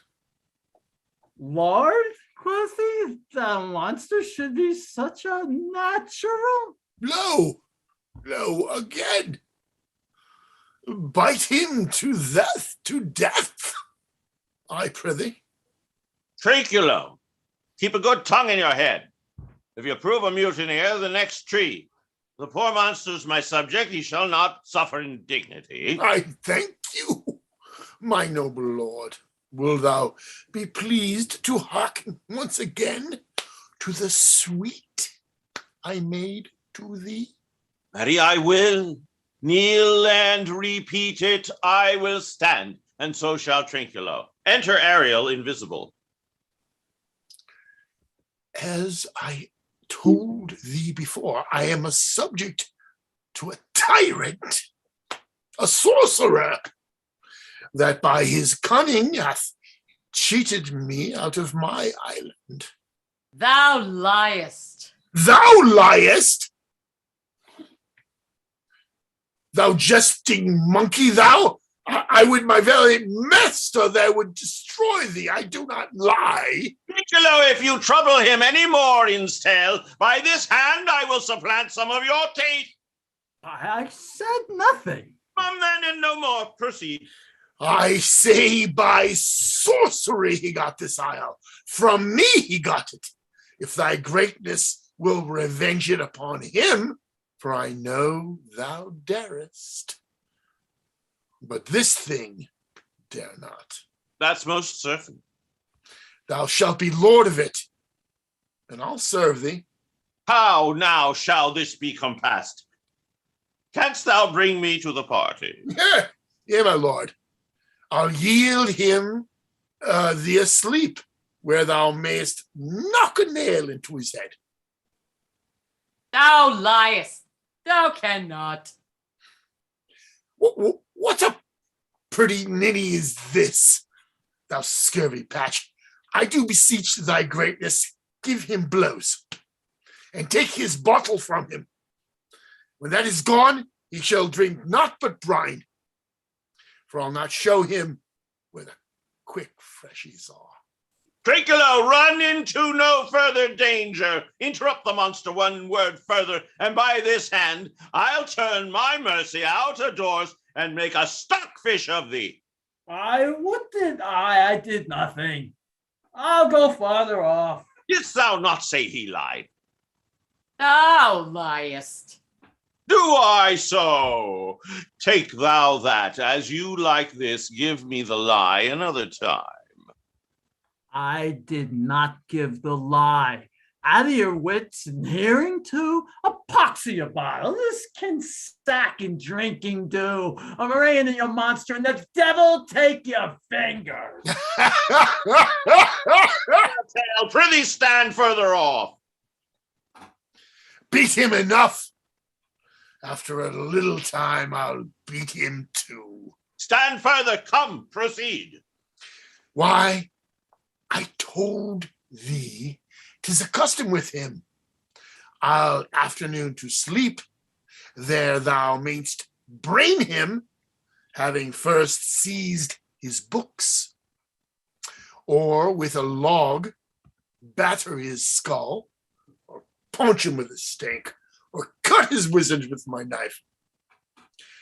Remember first to possess his books, for without them he's but a sot, as I am, nor hath not one spirit to command. They all do hate him as rootedly as I. Burn but his books. That's brave utensils, he calls them. For when he's a house, he'll deck withal. And that most deeply to consider is the beauty of his daughter. He himself calls her a non-pariel. I never saw a woman, but only Sycorax, my dame, and she is fair surpassed Sycorax, as grace do loss. Is it so brave a lass? Aye, Lord. She will become thy bed, I warrant, and bring thee forth brave brood. Monster, I will kill this man, his daughter, and I will be king and queen. Save our graces, and Trinculo and thyself shall be viceroys. Dost thou like the plot, Trinculo? Excellent. Give me thy hand. I am sorry I beat thee. But while thou livest, keep a good tongue in thy head. This half hour will he be asleep. Wilt thou destroy him then? I, on mine honor. This will I tell my master. Now makest me merry. I am full of pleasure. Let us be jocund. Will you troll the quirk?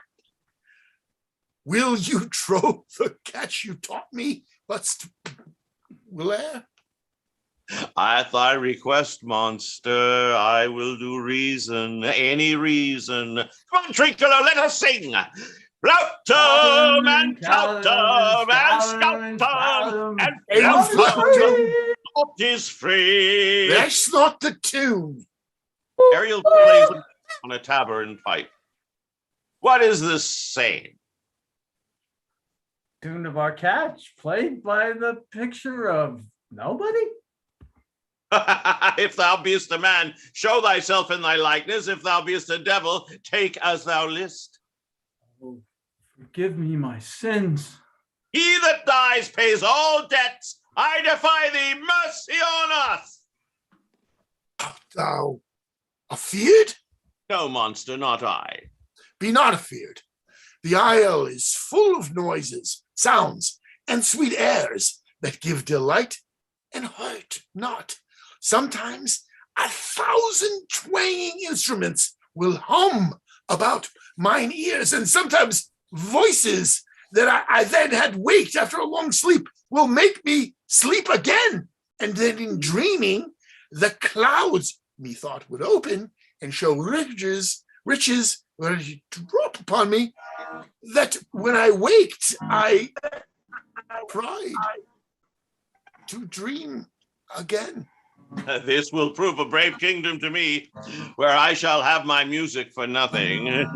When Prospero is destroyed. That shall be by and by. I remember the story. The sound is going away. Let's follow it, and then after do our work. Lead, monster, we'll follow. I would I could see this taborer. He lays it on. Well, come, I'll follow Stefano. Exeunt. Scene 3. Enter Alonso, Sebastian, Antonio, Gonzalo, Adrian, Francisco, etc. Oh, why, Larkin, I can go no further, sir. My old bones aches. Here's a maze trod indeed, through forthright and meanders. By your patience, I needs must rest me.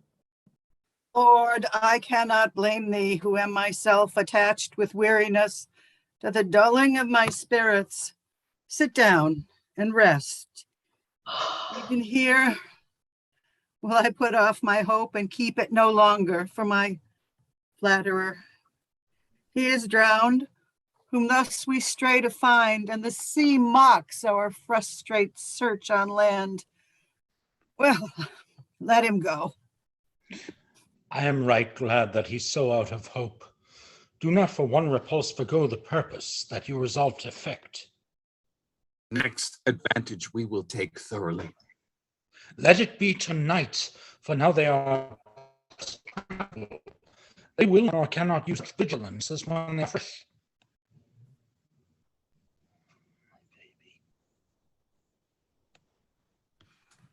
I say tonight and no more. Harmony is this. My good friends, hark. Marvelous music. Us, kind keepers, heavens. What were these? Living drollery. Now I will believe that there are unicorns, that in Arabia there is one tree, the phoenix throne, one phoenix at this hour reigning there. I'll believe both. And what does else want credit come to me? I'll be sworn is true. Travelers ne'er did lie, the fools at home condemn him. If in Naples I should report this now, would they believe me?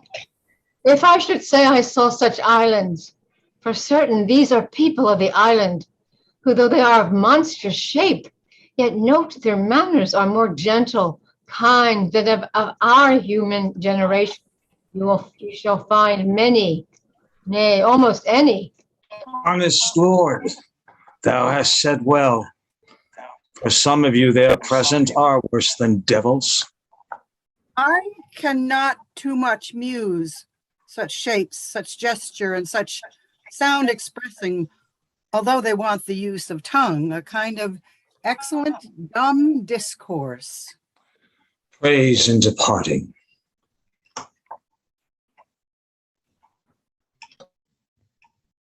They vanished strangely. No matter, since they have left their viands behind. For we have stomachs. Will please you taste of what is here?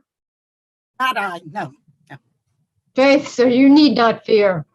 When we were boys, who would believe that there were mountaineers dew-lapped like bulls, whose throats had hanging at them wallets of flesh, or that there were such men whose heads stood in their breasts, which now we find each putter out of 5 for 1 will bring us good warrant of. Will stand to and feed, although my last. No matter, since I feel the best is past. Brother, my lord, the Duke, stand to and do as we do.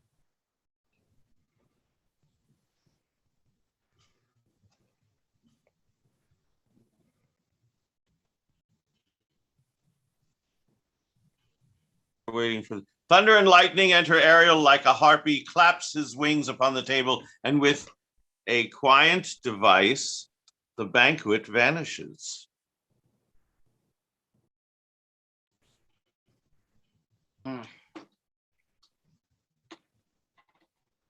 Ariel?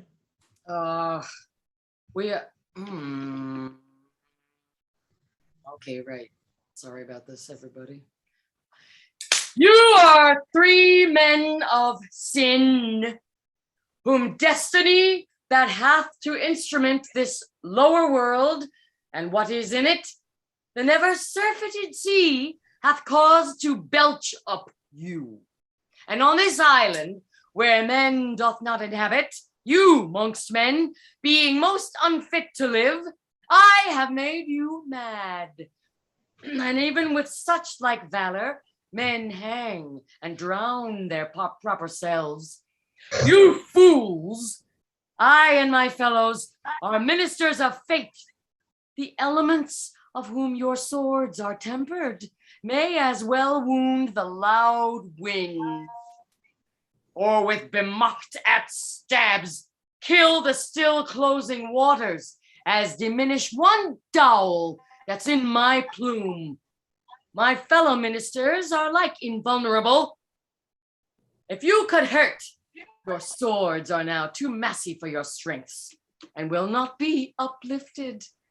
But remember, for that's my business to you, that you three from Milan did supplant good Prospero, exposed unto the sea, which hath requited him and his innocent child, for which foul deed the powers, delaying, not forgetting, have incensed the seas and shores. Yea, all the creatures against your peace. Humans, climate change. Thee of thy son, Alonso, they have bereft, and do pronounce by me lingering perdition, worse than any death can be at once, shall step and by step attend you and your ways, whose wraths to guard you from, which here in this most desolate isle else falls upon your heads, is nothing but heart's sorrow and a clear life ensuing. He vanishes in thunder, then to soft music, enter the shapes again and dance with mocks and mows and carrying out the table. Bravely, the figure of this harpy hast thou performed, my Ariel. A grace it had devouring. Of my instruction hast thou nothing bated in what thou hast to say. So with good life and observation strange, my meaner ministers, their several kinds have done. My high charms work, and these, my enemies, are all knit up in their distractions. They are now in my power, and in the fits I leave them, while I visit young Ferdinand, whom they suppose is drowned, and his and mine, love, darling. In the name of something holy, sir, why stand you in this strange stare? Oh, it is monstrous, monstrous. Methought the billows spoke and told me of it. The winds did sing it to me, and the thunder, that deep and dreadful organ pipe, pronounced the name of Prosper. It did base my trespass. Therefore my son in the ooze is bedded, and I'll seek him deeper than air plummet sounded, and with him lie there mudded. Exit. One fiend at a time. I'll fight their legions are. I'll be thy second. Exit. All three of them are desperate. Their great guilt, like poison given to work a great time after, now gins to bite the spirits. I do beseech you that are of suppler joints, follow them swiftly and hinder them from what this ecstasy may now provoke them to. Follow, I pray you. Exeunt omnes. Act 4, Scene 1. Here we will take a brief intermission. How about 7 to 10 minutes? How's that? Is that good, or 5 to 10 minutes? That sounds good. Fine. That's Good. All fine. right, yeah, take an intermission here. Go do whatever you need to do. Bathroom break. Okay. Right. It's going beautifully. We'll be back. Such a magical play.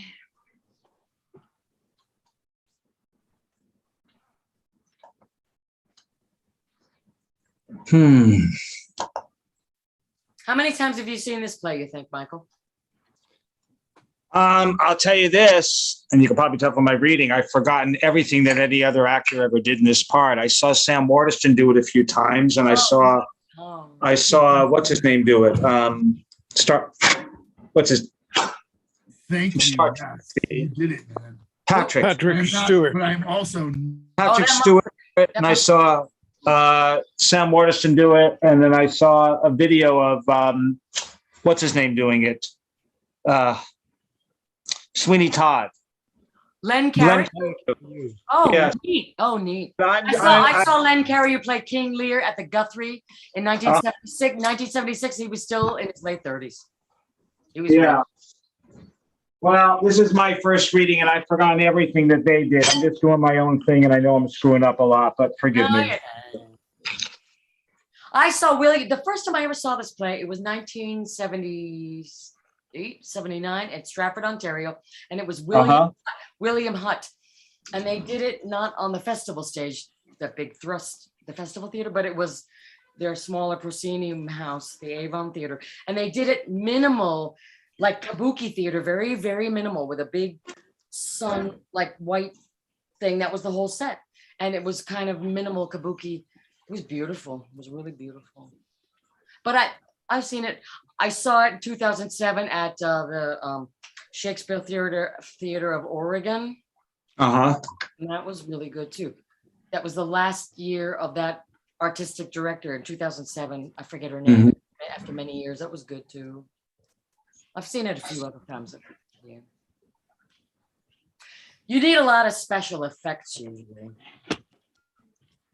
You know? Well, yeah, it Really makes like it. an allegory. Yeah. Oh, It makes it magical. yeah, I'll tell you something cool. My wonderful, brilliant classmate from Royal Central School in England. Yes. She was the only Black girl in our class, Cecilia Noble. She's a major star now for years. I mean, she was nominated for an Olivier Award a few years ago. She's a big TV star. She got older. Oh, she's brilliant. Anyway, she was the only Black girl in our year. I got out in 1988, but she left that third year early because that wonderful group in England called Cheek by Jowl, they hired her as Miranda. That was her first job out of drama school, and she did a whole tour of Asia with them. She was the second youngest in our class. She was 21, and they toured all around Asia. She got to do it. And who played Ariel in that was my dear friend and classmate Peter Darling, who later got a Tony Award as the choreographer of Billy Elliot. Can you believe that? They were brilliant. They did it in London, Cheek by Jowl. That was like 1989. They did it. Oh, Let me go run to the bathroom. I'll be right back. all right. That was a long time ago. A lot of you all that are in this tonight, you weren't even born. You know, Virg, that production that you talk about with William Hutt, Yeah. That image is actually used on the cover for the Applause Shakespeare Library edition of The Tempest.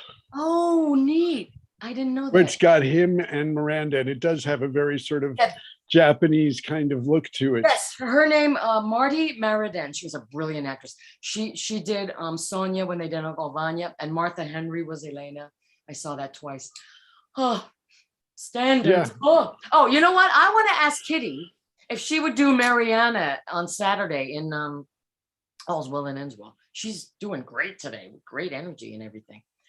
I want to ask her if she comes back. Yeah, and I think Marty Maridan also then ended up being a director and directing a lot of things for Stratford as well. She was very pretty. She did Juliet there, Romeo and Juliet, but she was smart. You could tell she was smart. Yeah.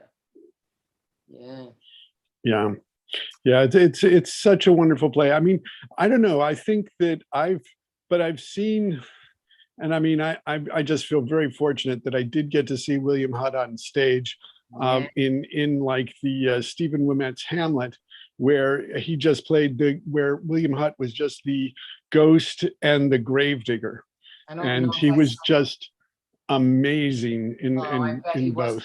Was Martha Henry Gertrude in that, or was it that a different Hamlet? I think that might have been a different Hamlet. Brent Carver was Hamlet when I saw it in London, Ontario in 1983.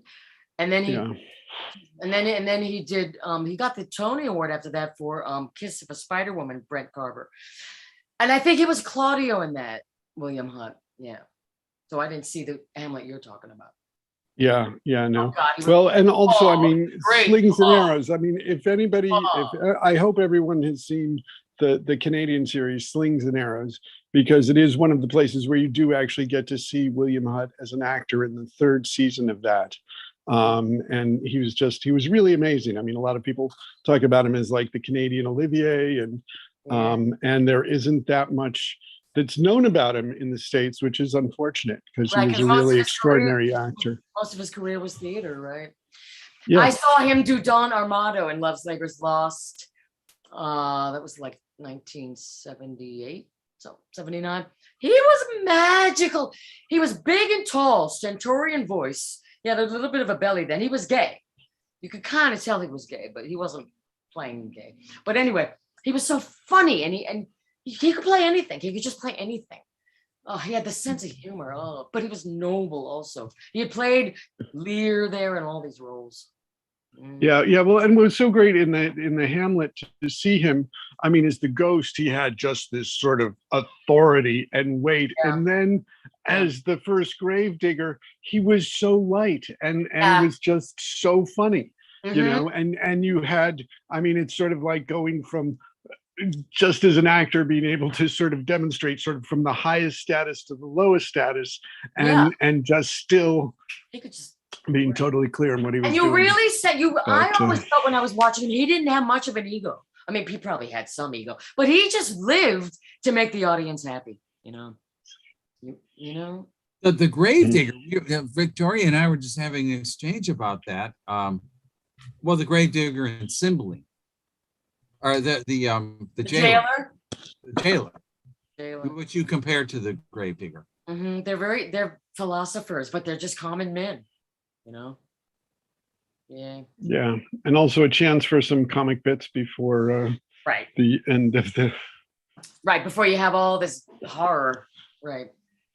Yeah, but I'm really enjoying listening to this, guys. Great job. So it's a lot of fun. I'm sorry if I've tried to make God. This is the 5th time I'm doing Ariel with you all, but it's been a long time. I was much younger and I kept being cast as Ariel. My gosh, everybody. But then I let other people have a chance. Most of the time, other people was casting me. But but Ariel comes and goes a lot. You know, with this music and it's bringing food and everything. Yeah, that is with a quaint device. The meal vanishes. Right. You know, that's. It's really cool how sometimes Ariel's played by a man and sometimes by a woman. It's supposed, you know, I'm playing sexless the way I guess I'm very well. Yeah, well, it is. At this it age. is, and it's also funny sort of hearing like, I didn't make any mistakes, unlike Puck, you know, in Midsummer, you know. Yeah, right.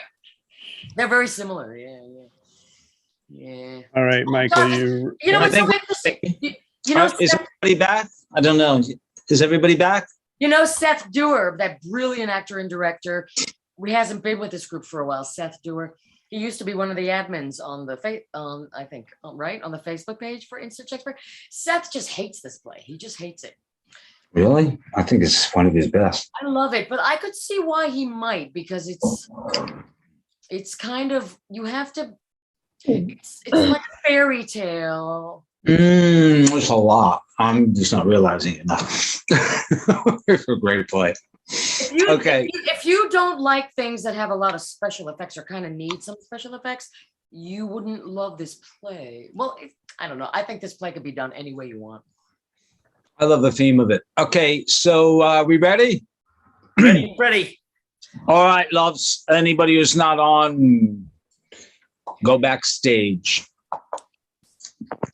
Just Ferdinand and Ferdinand and me and Miranda. Act 4, Scene 1. Enter Prospero, Ferdinand, and Miranda. If I have too austerely punished you, your compensation makes amends. For I have given you here a third of mine own life, or that for which I live, who once again I tender to thy hand. All thy vexations were but my trials of thy love, and thou hast strangely stood the test. Here, for heaven, I ratify this, my gift, my rich gift. Oh, Ferdinand, do not smile at me that I boast her of, for thou shalt find she will outstrip all praise and make it halt behind her. I do believe it, against an oracle. Then is my guess, and thy owning acquisition, worthily purchased, take my daughter.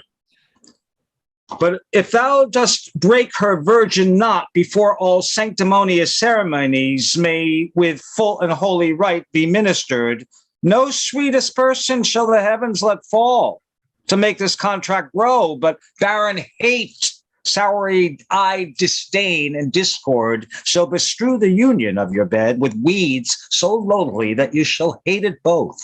Therefore take heed, as Hymen's lamp shall light you.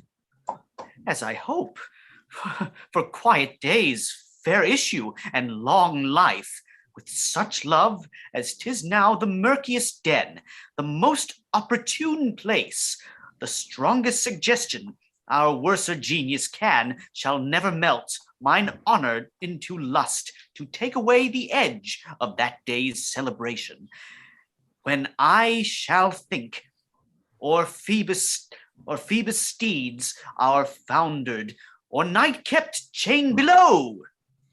Fairly spoke. Sit then, and talk with her. She is thine own. But Ariel, my industrious servant, Ariel. Enter Ariel. What would my potent master? Here I am. Thou and thy meaner fellows your last service did worthily perform. I must use you in such another trick. Go, bring the rabble, or whom I give thee power, here to this place. Incite them to quick motion, for I must bestow upon the eyes of this young couple some vanity of my art. It is my promise, and they expect it from me. Presently? Presently? Yeah, with a twinkle. Before you can say come and go and breathe twice and cry so, each one tripping on his toe, I will be here with mop and bow. Do you love me, master? No? Dearly, my delicate Ariel. My delicate, do not approach till thou dost hear me call. Well, I conceive. Exit. Look thou, be true. Do not give dalliance too much the rein. The strongest oaths are straw to the fire in the blood. Be more abstemious, or else good night your vow. I warrant you, sir, the white cold virgin snow upon my heart abates the ardor of my liver. Well, now come. My Ariel, bring a corollary rather than want to spirit. Appear and pertly. No tongues, no tongues. All eyes, be silent. Your Iris. Theories! Most bounteous lady, thy rich lees of wheat, rye, barley, vetches, oats, and peas, thy turfy mountains where live nibbling sheeps, and hot meads thatched with stover, them to keep, thy banks with pinioned and twilled brims, which spongy April at thy behest twins, to make cold nymphs chaste crowns, and thy broom groves, whose shadow the dismissed bachelor loves, bring last lorn, thy pole-clipped vineyard, and thy sea-marge sterile and rocky hard, where thou thyself dost err, the queen of the sky, whose watery arch and messenger am I, bids thee leave these with her sovereign grace here on this grass plot descends in this very place, to come and sport. Here peacocks fly amain. Approach, rich Ceres, her to entertain. Enter Ceres. Hail, many-colored messenger, that ne'er dost disobey the wife of Jupiter. who, with thy saffron wings, upon my flowers diffusest horny drops, refreshing showers, and with each end of thy blue bow dost crown my bosky acres and my unstrubbed down, rich scaped to my proud earth. Why hath thy queen summoned me hither to this short grass green? Contract of true love to celebrate, and some donation freely to estate on the blessed lovers. Tell me, heavenly bow, if Venus or her son, as thou dost know, does now attend the queen? Since they did plot the means that dusky diss my daughter got, and her blind boy's scandaled company I have forsworn. Of her society be not afraid.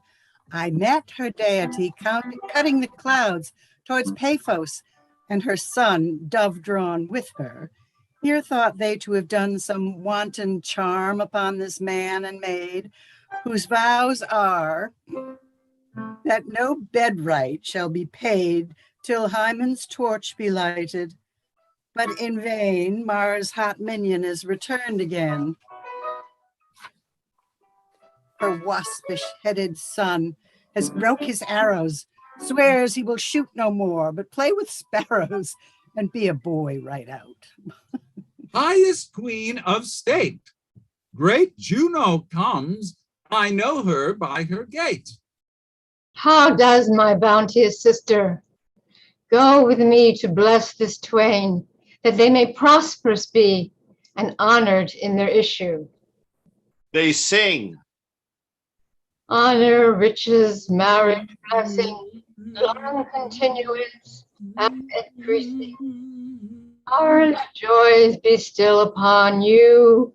Juno sings her blessings on you. Earth's increase, boys in plenty, barns and barns, never ending. With clustering, growing, with goodly bring comfort to others in the very end of harvest. Scarcity And want shall shun you. There is blessing, so is on you. This is a most majestic vision, and harmonious charmingly. May I be bold to think these spirits? Spirits which by mine arts I have from their confines called to enact my present fancies. Let me live here ever, so rare a wondered father, and a wise makes this place paradise. Sweet now, silence. Juno and Ceres whisper seriously. There's something else to do. Hush and be mute, or else our spell is marred. Juno and Ceres whisper and send Iris on employment. You nymphs, called naiads of wandering brooks, with your sedged crowns and ever harmless looks, leave your crisp channels and on this green land answer your summons. Juno does command. Come, temperate nymphs, and help to celebrate a contract of true love. Be not too late. Enter certain nymphs.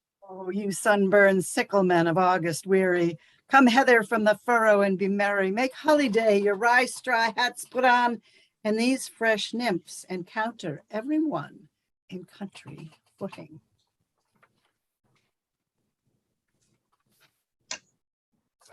Enter certain reapers properly habited. They join with the nymphs in a graceful dance, towards the end whereof Prospero starts suddenly and speaks. I had forgot the foul conspiracy of the beast Caliban and his confederates against my life. The minute of their plot is almost come. Well done. Avoid. No more. This is strange. Your father's in some passion that works him strongly. Never till this day saw I him touched with anger so distempered. You do look, my son, in a moved sort, as if you were dismayed. Be cheerful, sir. Our revels now are ended. These are actors, as I foretold you. We're all spirits and are melted into air, into thin air, and like the baseless fabric of this vision, the cloud-capped towers, the gorgeous palaces, the solemn temples, the great globe itself, yea, all which it inherit shall dissolve, and like this insubstantial pageant faded, leave not a rack behind. We are such stuff as dreams are made of, and our little life is rounded with a sleep. Sir, I am vexed. Beware of my weakness. My old brain is troubled. Be not disturbed with my infirmity. If you please, retire into my cell, and there repose a turn or two. I'll walk to still my beating mind. We wish your peace. Exit. Come with a thought. I thank thee, Ariel. Come. Enter Ariel. My thoughts I cleave to. What's thy pleasure? Spirit, we must prepare to meet with Caliban. Aye, my commander. When I presented Ceres, I thought to have told thee of it, but I feared lest I might anger thee. Say again, where didst thou leave these varlets? As I told you, sir, they were red hot with drinking, so full of valor that they smote the air for breathing in their faces, beat the ground for kissing of their feet, yet always bending toward their project. Then I beat my tabor, at which, like unbacked colts, they pricked their ears, advanced their eyelids, lifted up their noses as they smelt music. So I charmed their ears that calf-like they my lowing followed through toothed briars, sharp furzes, pricking gorse, and thorns, which entered their frail shins. At last I left them in the filthy mental pool beyond your cell, there dancing up to the chins that the foul lake o'er stunk their feet. Yes. This was well, my bird. Thy shape invisible retain thou still. The trumpery in my house, go bring it further, for stale to catch these thieves. The trumpery? Oy. I go. Exit. Devil, born devil, on whose nature nurture can never stick, on whom my pains humanely taken, all lost, quite lost. And with his age, his body uglier grows, so his mind cankers. I will plague them all, even to roaring. Come, hang them on this line. Enter Ariel, loaden with glistening apparel. Enter Caliban, Stephano, and Trincula, all wet. Do tread softly, that the blind mole may not hear a footfall. We now are near his cell. Monster, your fairy, will you say is a harmless fairy, has done little better than played the jack with us. Monster, I do smell all horse piss, at which my nose is in great indignation. There's mine. Do you hear, monster? If I should take a displeasure against you, look you. Thou wert but a lost monster. Good my lord, give me thy favor still, be patient. For the prize I'll bring thee to shall hoodwink this mischance. Therefore, speak softly, all's hushed as midnight yet. Aye, but to lose our bottles in the pool? There's not one disgrace and, dishonor in that monster, but an infinite loss. That's more than me than my wedding. Yet this is your harmless fairy, monster. I will fetch off my bottle, though I be your heirs for my labor. Prithee, my king, be quiet. Seest thou here? This is the mouth of the cell. No noise. And enter, do that good mischief which may make this island thine own forever. And I thy Caliban, for I thy foot liquor. Give me thy hand. I do begin to have bloody thoughts. Oh, King Stefano, up here. Oh, worthy Stefano, look for the wardrobe here. Let it alone, thou fool. It is but trash. Oh, monster, we know what belongs to a frippery. Oh, King Stefano. Put off that gown, Trinculo, by this hand. I'll have that gown. Thy grace shall have it. The dropsy drown this fool. What do you mean to donate thus on such luggage? Let's alone and do the murder first. If he awakes from toe to ground, he'll fill our skins with pinches and make us strange stuff. You quiet, monster, mistress thine. Is not this my jerkin? Now, is the jerkin under the line? Now, jerkin, you are like to lose your hair and prove a bulge jerkin. Doe will still by line and level, and it like your grace. I thank thee for that jest. Here's a garment for it, which shall not go unrewarded. While I am king of this country, still by line and level is an excellent pass of pate. There's another garment for it. Monster, come put some lime on your fingers and away with the rest. I will have none of it. We shall lose our time and be turned into barnacles or to apes with foreheads villainous low. Monster, lay to your fingers, help to bear this away where my hogshead of wine is, or I'll turn you out of my kingdom. Go to, carry this. And this. Aye, and this. A noise of hunters heard, entered divers spirits in shape of dogs and hounds, hunting them about. Prospero and Ariel. Silver! There it goes! Silver! Very there, tyrants, there! Hark, do! Charge my goblins that they grind their joints with dry convulsions, shorten up their sinews with age, cramps, and more pinch-spotted make them than Paracast Mountain.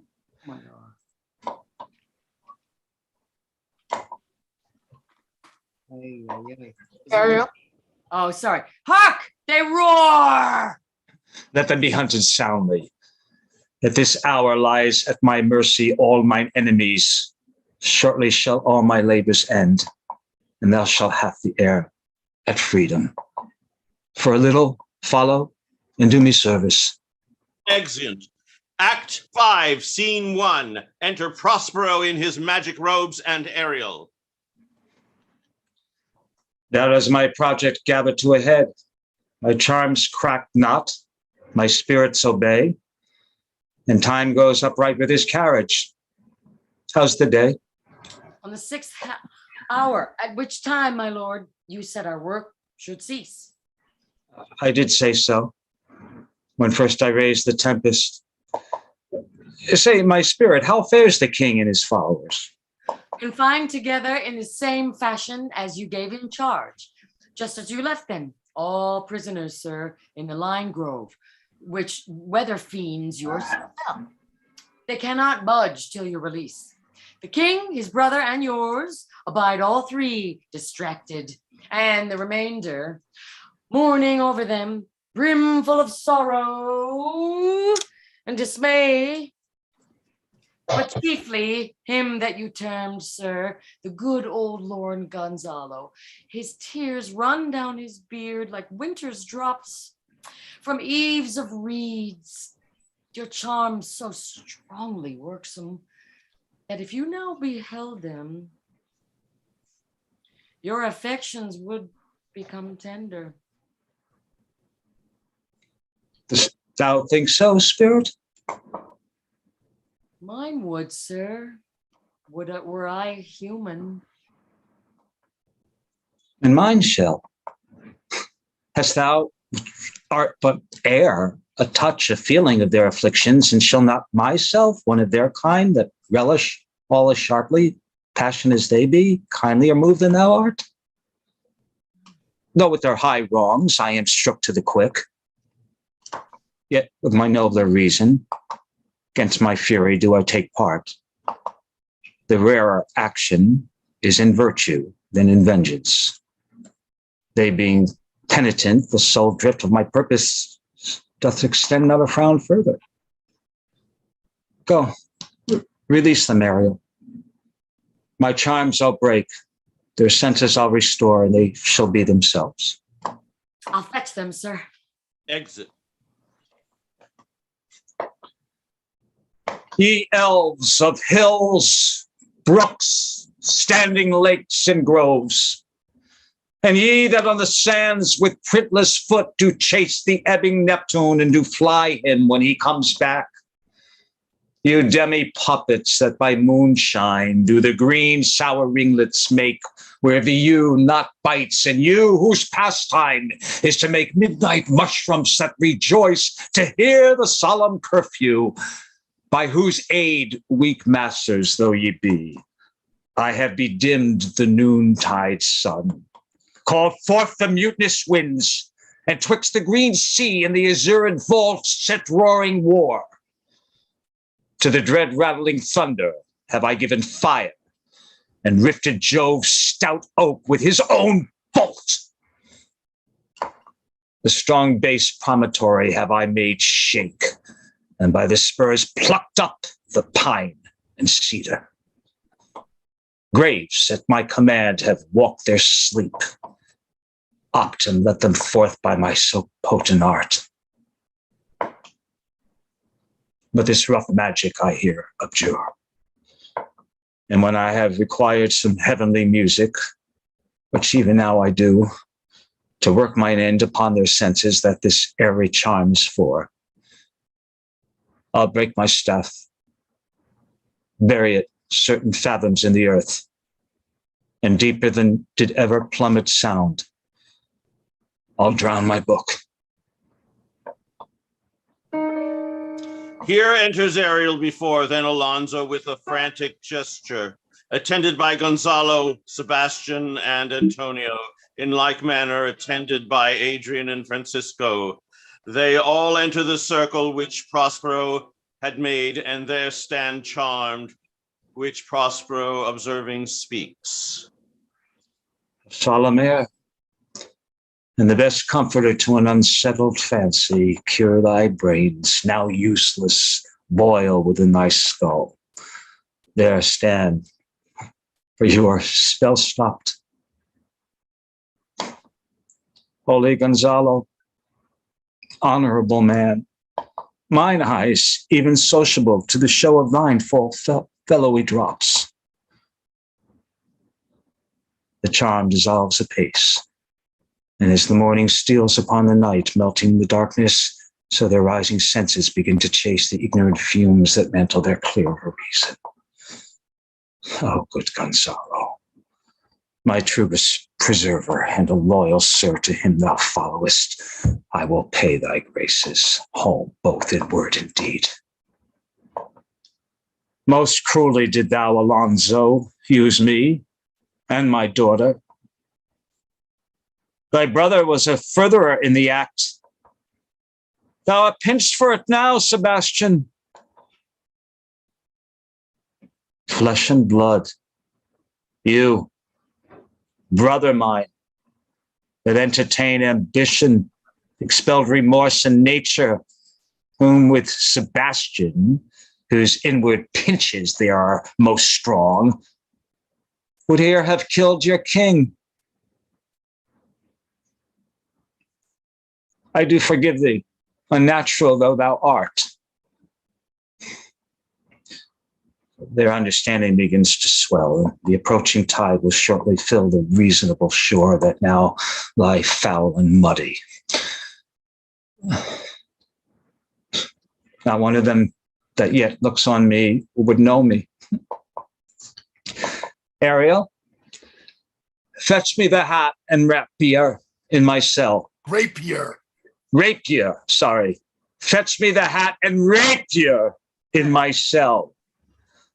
I will discase me in myself present, as I was sometimes Milan. Quickly, spirit, that shall ere long be free. Ariel sings and helps to attire him. Where the bee sucks, there suck I. In a cowslip spell I lie.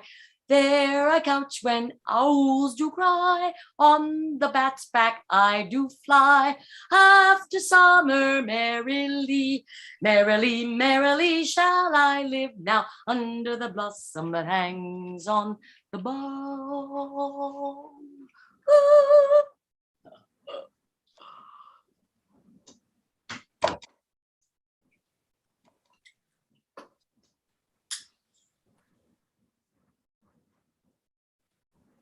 Top of 92. I beg your pardon. No problem. Why, that's my dainty Ariel. I shall miss thee, but yet thou shalt have freedom. So. To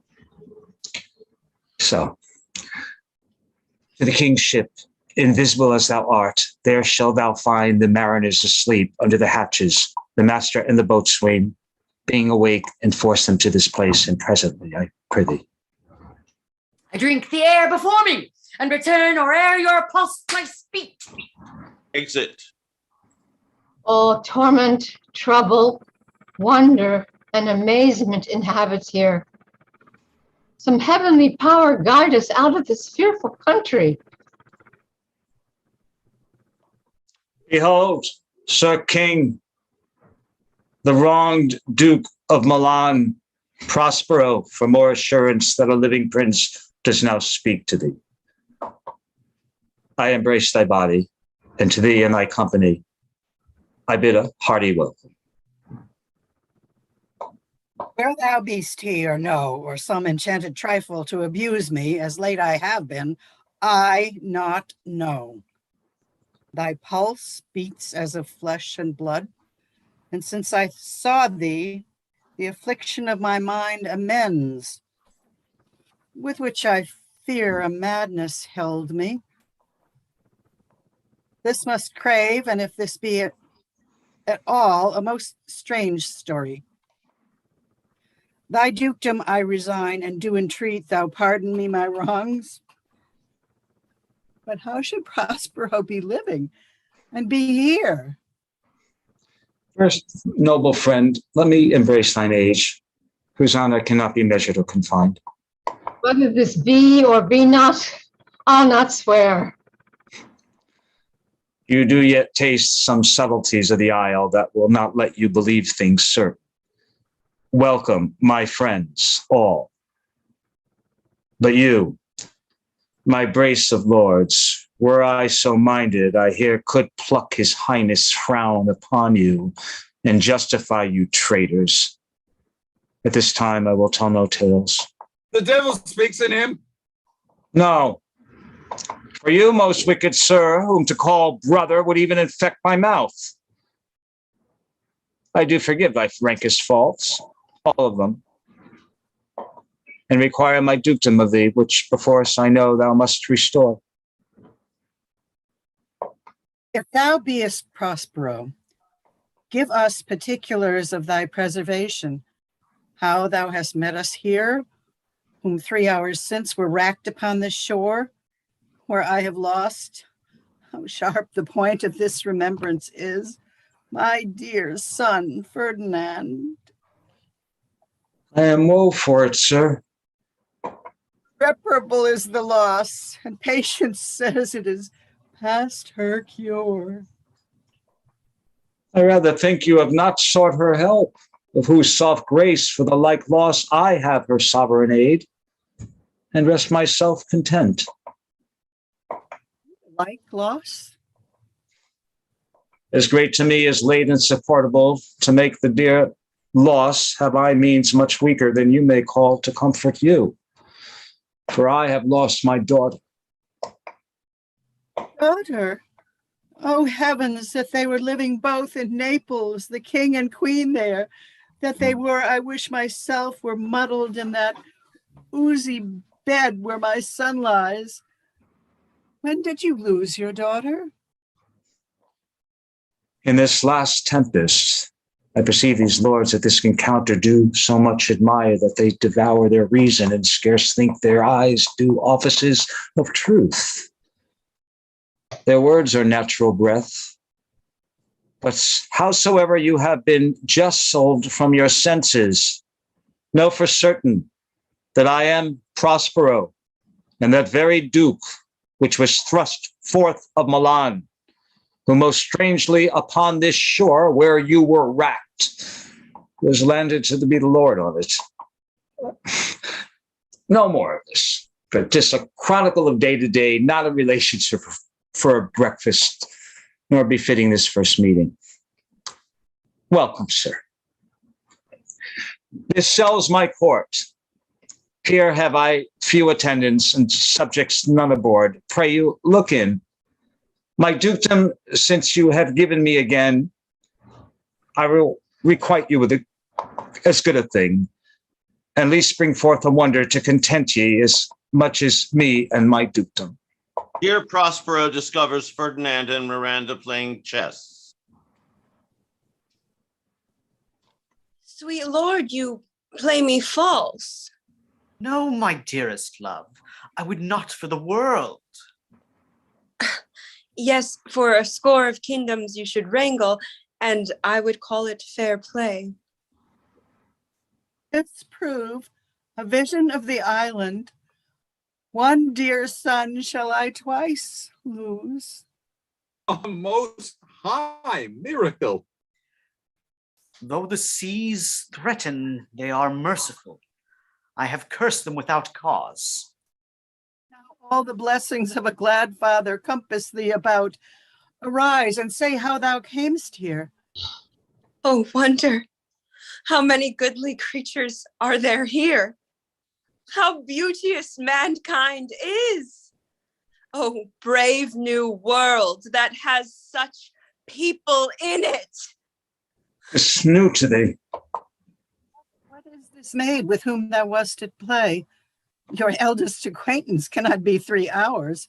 Is she the goddess that hath severed us and brought us thus together?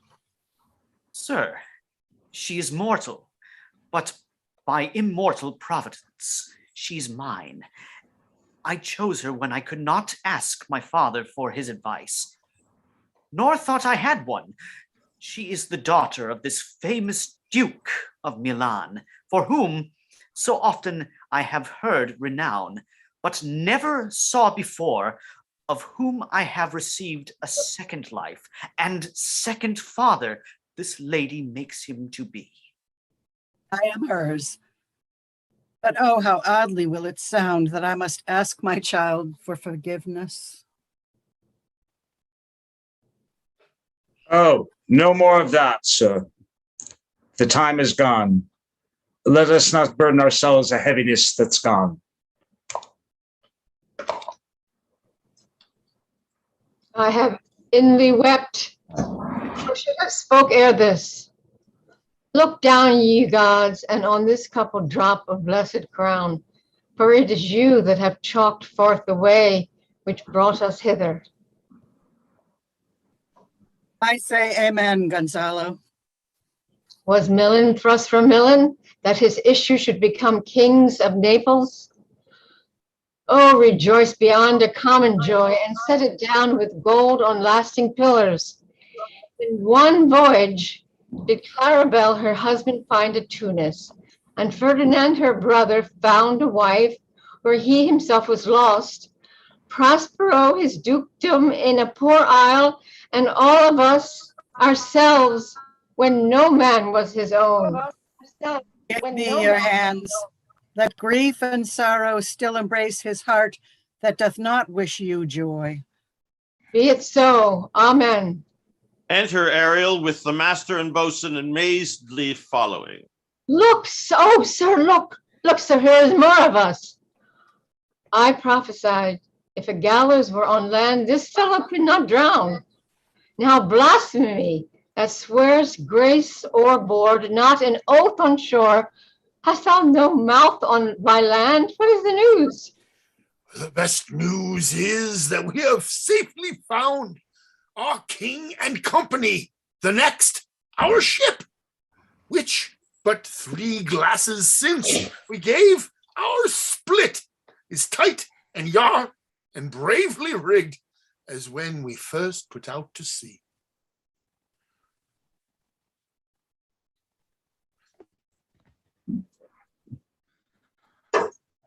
Ariel. Oh, Sorry, sir. All this service have I done since I went. Tricksy spirit. are not natural events. They strengthen from strange to stranger.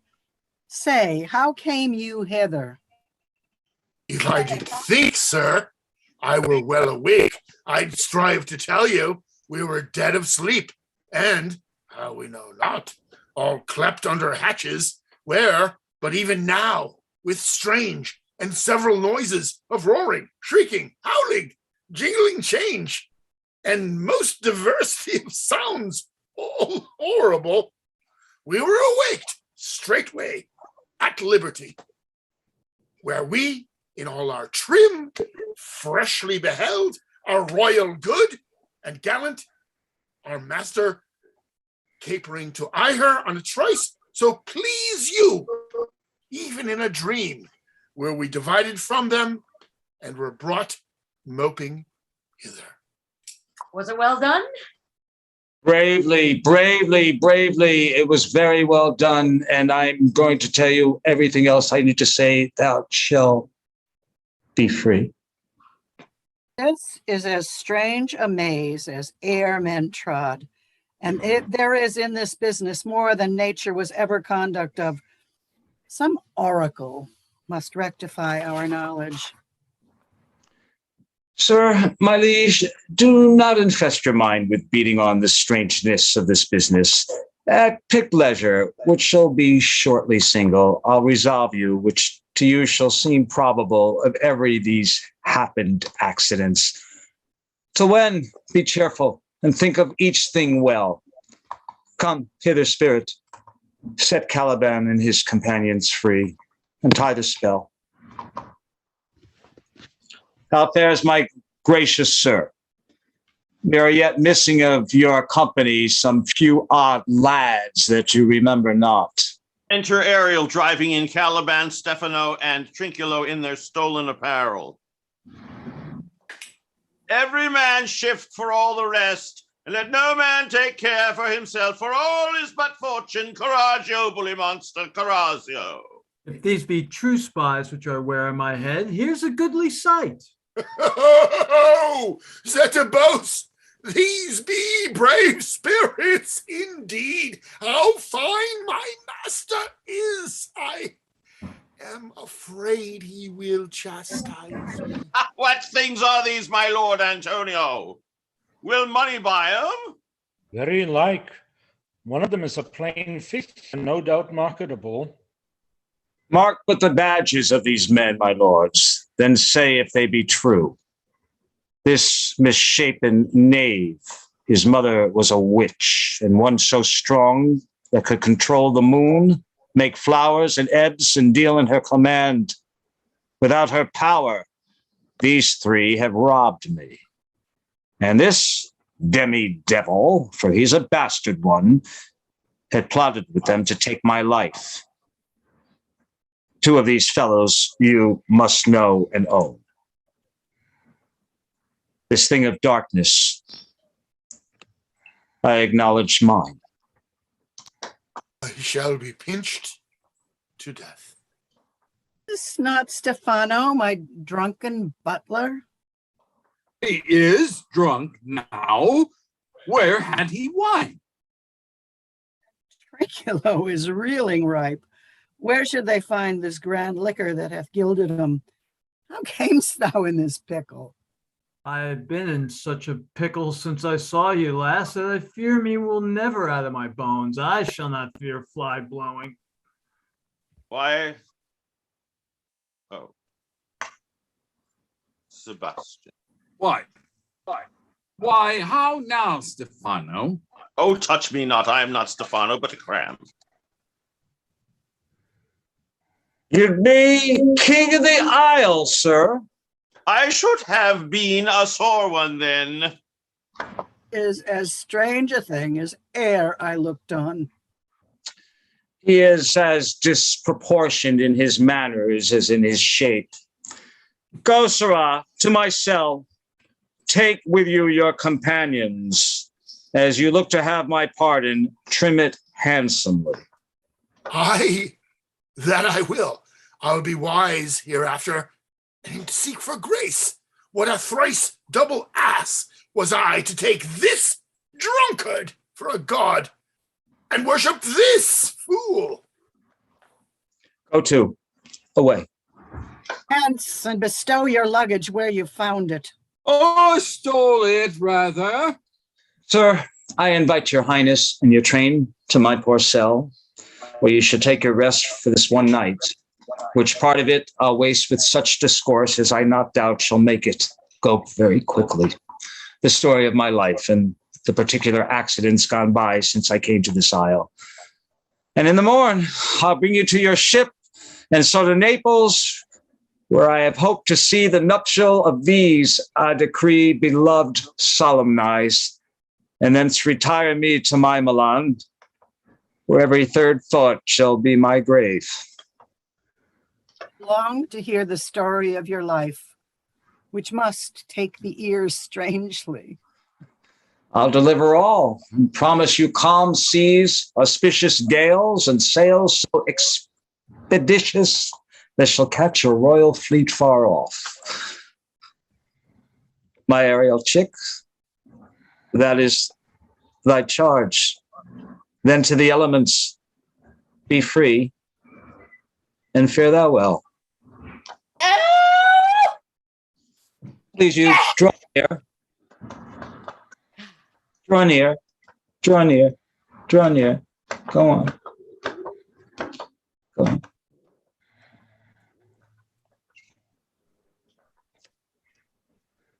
Now my charms are all thrown, and what strength I have's mine own, which is most faint.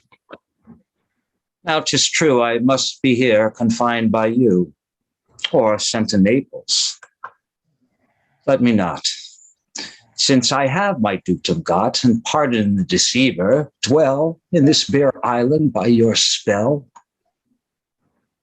But release me from my bands, with the help of your good hands. Gentle breath of yours, my sails must fill, or else my project fails, which was to please. Now I want spirits to enforce, art to enchant, and my ending is despair unless I be relieved by prayer, which pierces so that it assaults mercy itself and frees all faults. As you from crimes would pardon be, let your indulgence set me free.